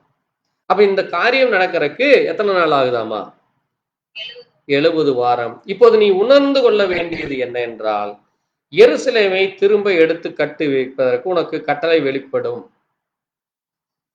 இங்கே பாபிலோன் ராஜா வந்து அதை ஒன்றுமில்லாமல் சிதைத்து போட்டார். எப்படி இன்றைக்கு முஸ்லிம்கள் இங்க என்ன ஊர் அது? எந்த ஒரு பாபர் மசூதி என்று சொல்லுகிறத இன்னைக்கு சிதைச்சு போட்டாங்களோ, இன்னைக்கு அங்க ஒரு ஆலயத்தை கட்டியிருக்கிறாங்க. அதே போல யூதர்கள் எருசலேமில் இயேசு கிறிஸ்து பார்த்த அந்த ஆலயத்தை சிதைத்து போட்டார்களோ, அந்த ஆலயம் மறுபடியும் கட்டப்படும். இப்ப நான் கொஞ்ச நேரத்துக்கு முன்னாடி சொன்ன ஈரான் ஏன் அங்கே இஸ்ரவேலை தாக்க போகிறது? இன்றைக்கு அந்த எருசலேம் தேவாலயம் இன்னைக்கு என்னவா இருக்குது? அது ஒரு மசூதியாக இருக்கிறது. அப்ப அந்த என்ன செய்யப்படும்? இஸ்ரவேலுடைய கண்ட்ரோலுக்கு போய்தான் ஆகுங்குது வேதம். அப்ப அது போகிறதுக்கு முன்னாடி நமக்கு ஒரு காரியத்தை தேவன் செய்து வைத்திருக்கிறார். அதுதான் இந்த 2000 வருஷம். இந்த 2000 வருஷம் அதான் என்னது? இந்த தரிசனத்தையும் முத்திரத்தையும் அவர் என்ன செய்கிறாராமா? முத்தரிக்கிறார். அப்ப இதெல்லாம் நம்ம தியானிக்க போகிறோம். அப்போ அது எவ்வளவு நாள் ஆகுமாமா? 70 வருஷம், 70 வாரம் ஆகும். நீ அதை திரும்ப எடுத்து கட்டி வையி. பிரபுவாகிய மேசியா வரும் மட்டும் அது 7 வாரமும் 62 வாரமும் செல்லும். அவைகளின் வீதிகளும் அலங்கங்களும் மறுபடியும் கட்டப்படும். ஆனாலும் இடுக்கமான காலங்களில் இப்படி ஆகும். அடுத்து சொல்றாரு பாருங்க, அந்த 62 வாரங்களுக்கு பின்பு மேசியா சங்கரிக்கப்படுவார். ஆனாலும் தமக்காக அல்ல, நகரத்தையும் பரிசுத்த ஸ்தலத்தையும் வரப்போகிற பிரபுவின் ஜனங்கள் அழித்து போடுவார்கள். அதன் முடிவு ஜலப்பிரவாகம் போல் இருக்கும். முடிவு பரியந்தமும் யுத்தமும் நாசமும் உண்டாக நியமிக்கப்பட்டது. எப்படி ஆகுமாமா? முடிவு பரியந்தம் யுத்தமும் நாசமும் உண்டாகும்ங்கிறார். அதனாலதான் யுத்தம் எப்ப வேண்டுமானாலும் வரும் என்று நம்ம இன்னைக்கு கடைசி நாட்கள்ல காத்து கொண்டிருக்கிறோம். அந்த யுத்தம் எப்படி போகுமாமா? முழுவதுமாக நாசமாகி போய்விடும். முற்றிலும் அழிக்கப்பட்டு போகும். நாசம்னா என்னது? அழிக்கப்படுறதுதான். பாருங்க, அவர் சொல்றாரு, 1 வாரம் அளவும் அநேகருக்கு உடன்படிக்கை எழுதிப்பட்டி அந்த வாரத்தின் பாதி சென்ற பொழுது பழியும் காணியும் ஒழிக்க பண்ணுவார். அதைத்தான் இப்ப நம்ம மத்தேயு 24:15 வாசித்ததுதான் இப்ப நம்ம வாசிக்க போகிறோம். என்னது? அருவருப்பான செட்டைகளை பாழாக்கிறவன் வந்து இறங்குவான், நிர்ணயிக்கப்பட்டிருக்கிற நிர்மூலம் பாழாக்குறவன் மேல் தீரு மட்டும் சொரியும். அதைத்தான் ஆண்டவர் சொன்னாரு. அங்கே பாழாக்குகிற அந்த அருவருப்பை குறித்து தானியேல் சொல்லி இருக்கிறானே என்று ஆண்டவர் இந்த வசனத்தை தான் குறிப்பிடுகிறார். இந்த தானியேல் 9:27 என்ன சொல்லப்பட்டதோ அதைத்தான் மத்தேயு 24:15 இயேசு கிறிஸ்து அன்றைக்கு இருந்த ஜனங்களுக்கு சொல்றார். என்னது? பாழாக்கும் அருவருப்பது. அது நீ வாசி, அதை சிந்தி, அது என்ன என்று நீ கவனித்துக் கொள்ளுங்கிறார். அப்ப இந்த 2000 ஆண்டுகளாக ஒரு முக்கியமான காரியம் நடக்கிறது. அது எதற்கு எப்படி என்றால், இந்த 24ஆம் வசனத்திலே வாசித்த அந்த 6 காரியங்கள் நிறைவேற வேண்டியிருக்கு. அதற்கு என்ன நிறைவேற வேண்டும்? இடையில இந்த 7ஆம் அதிகாரத்திலே நம்ம வாசித்த அந்த 4 சொப்பனங்களிலே கண்ட அந்த 4 மிருகங்களும், வெளிப்படுத்துற விசேஷத்திலே பார்த்த 10 கொம்புகள் 7 தலைகள், அந்த 3 காரியங்கள் 3 இடத்துல நடக்கிறது.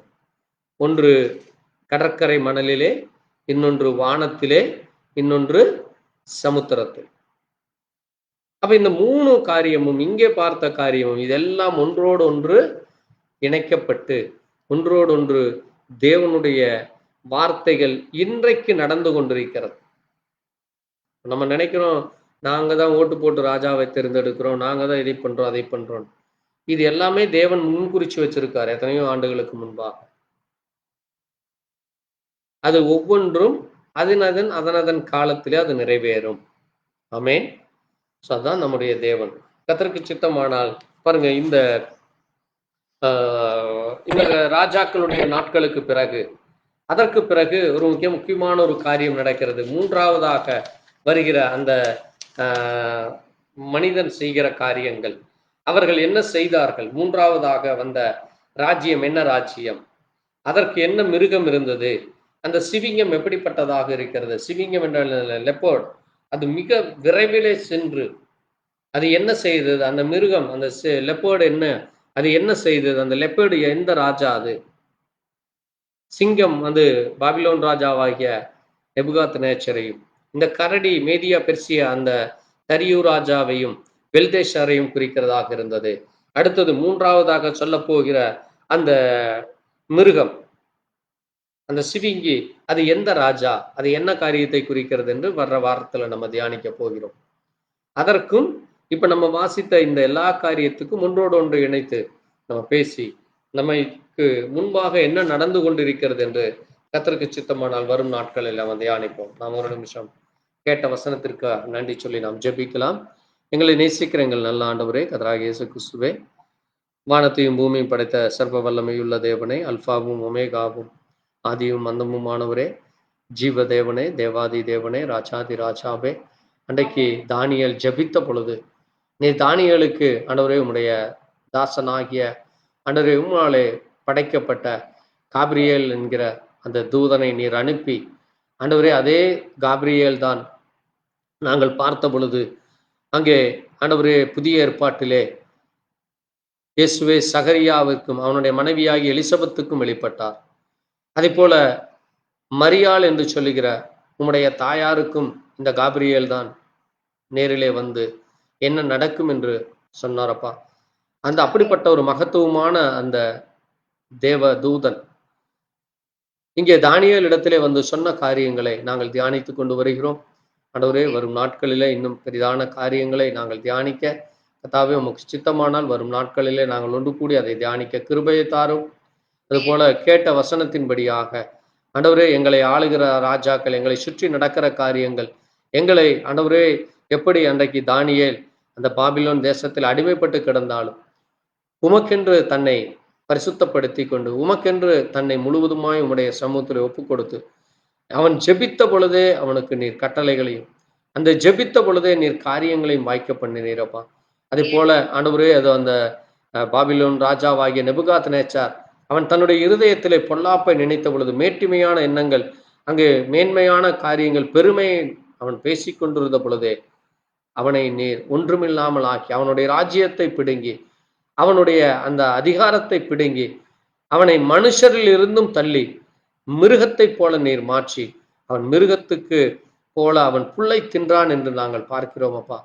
அது எவ்வளவு கடுமையான ஒரு தண்டனை ஆண்டவரே. ஒரு மனிதனுக்குள்ளாக மேட்டுமையும் பெருமையும் வரும் பொழுது அந்த மனிதனை ஆண்டவரே நீர் எவ்வளவாய் தண்டிக்கிறீர் என்று நாங்கள் இங்கே பார்த்தோம் அப்பா. எங்களுக்குள்ளும் அப்படிப்பட்டதான மேட்டுமையான சிந்தையோ வீண் எண்ணங்களோ வீண் வார்த்தைகளோ நாங்கள் நினையாதபடி இயேசுவே முழுவதுமாய் தன்னைத்தான் தாழ்த்துகிற எவனும் உயர்த்தப்படுவான் என்று சொன்னீரப்பா. ஆண்டவரே, தன்னைத்தான் மேன்மைப்படுத்துகிறவன் பெருமைப்படுத்துகிறவன் அவன் தாழ்த்தப்படுவான் என்று நீ சொல்லி இருக்கிறீரப்பா. நாங்கள் எங்களை உயர்த்தி பேசாதபடி என் தேவன் ஒருவரே எங்களுக்கு பிரியமானதை செய்கிறார், என் தேவனுக்கு பிரியமானதை நானும் செய்வேன் என்று அந்த வாஞ்சையோடு அந்த கீழ்ப்படிதலோடு அந்த வார்த்தையின்படி ஜீவிக்கத்தக்கதாக கேட்ட வசனங்களை தியானித்த வசனங்களை கர்த்தர்தாமே ஒவ்வொருடைய இருதயத்திலும் பதிந்து அது எங்கள் ஜீவியத்திலே நாங்கள் எப்படி கை கொள்ள வேண்டும் நடந்து கொள்ள வேண்டும் என்று அந்த உணர்வை எங்களுக்கு தான். தொடர்ந்து உடைய கரம் எங்களை வழிநடத்தட்டும். ஆசித்து தியானித்த வார்த்தையின் மூலமாய் கர்த்தர் எங்களோடு கூட பேசுவதற்காக நன்றி சொல்லி உம்முடைய கரத்திலே தாழ்த்தி ஒப்புக் கொடுக்கிறோம். மீதியான வேலை முழுவதும் பொறுப்பெடுத்துக் கொண்டு ஆசீர்வதித்து வழிநடத்த வேண்டுமாய் இயேசு கிறிஸ்துவினுடைய பரிசுத்த நாமத்திலே ஆம். என் ஆத்மாவே கர்த்தரை ஸ்தோத்திரி, முழு உள்ளமே பரிசுத்த நாமத்தை ஸ்தோத்திரி. என் ஆத்மாவே கர்த்தரை ஸ்தோத்திரி, கர்த்தர் செய்த சகல உபகாரங்களும் மறவாதே. ஆமென். அல்லேலூயா. கர்த்தருக்கு ஸ்தோத்திரம் உண்டாவதாக. எங்களுக்காக எங்களுடைய ஊழியங்களுக்காக ஜெபித்துக் கொள்ளுங்கள். கர்த்தர் உங்களோடு கூட இருப்பாராக. ஆமென். அல்லேலூயா. ஸ்தோத்திரம் ஆண்டவரே, ஸ்தோத்திரிக்கிறோம் ஸ்தோத்திரிக்கிறோம். ஸ்தோத்திரம் கர்த்தாவே, ஸ்தோத்திரம் ஸ்தோத்திரம்.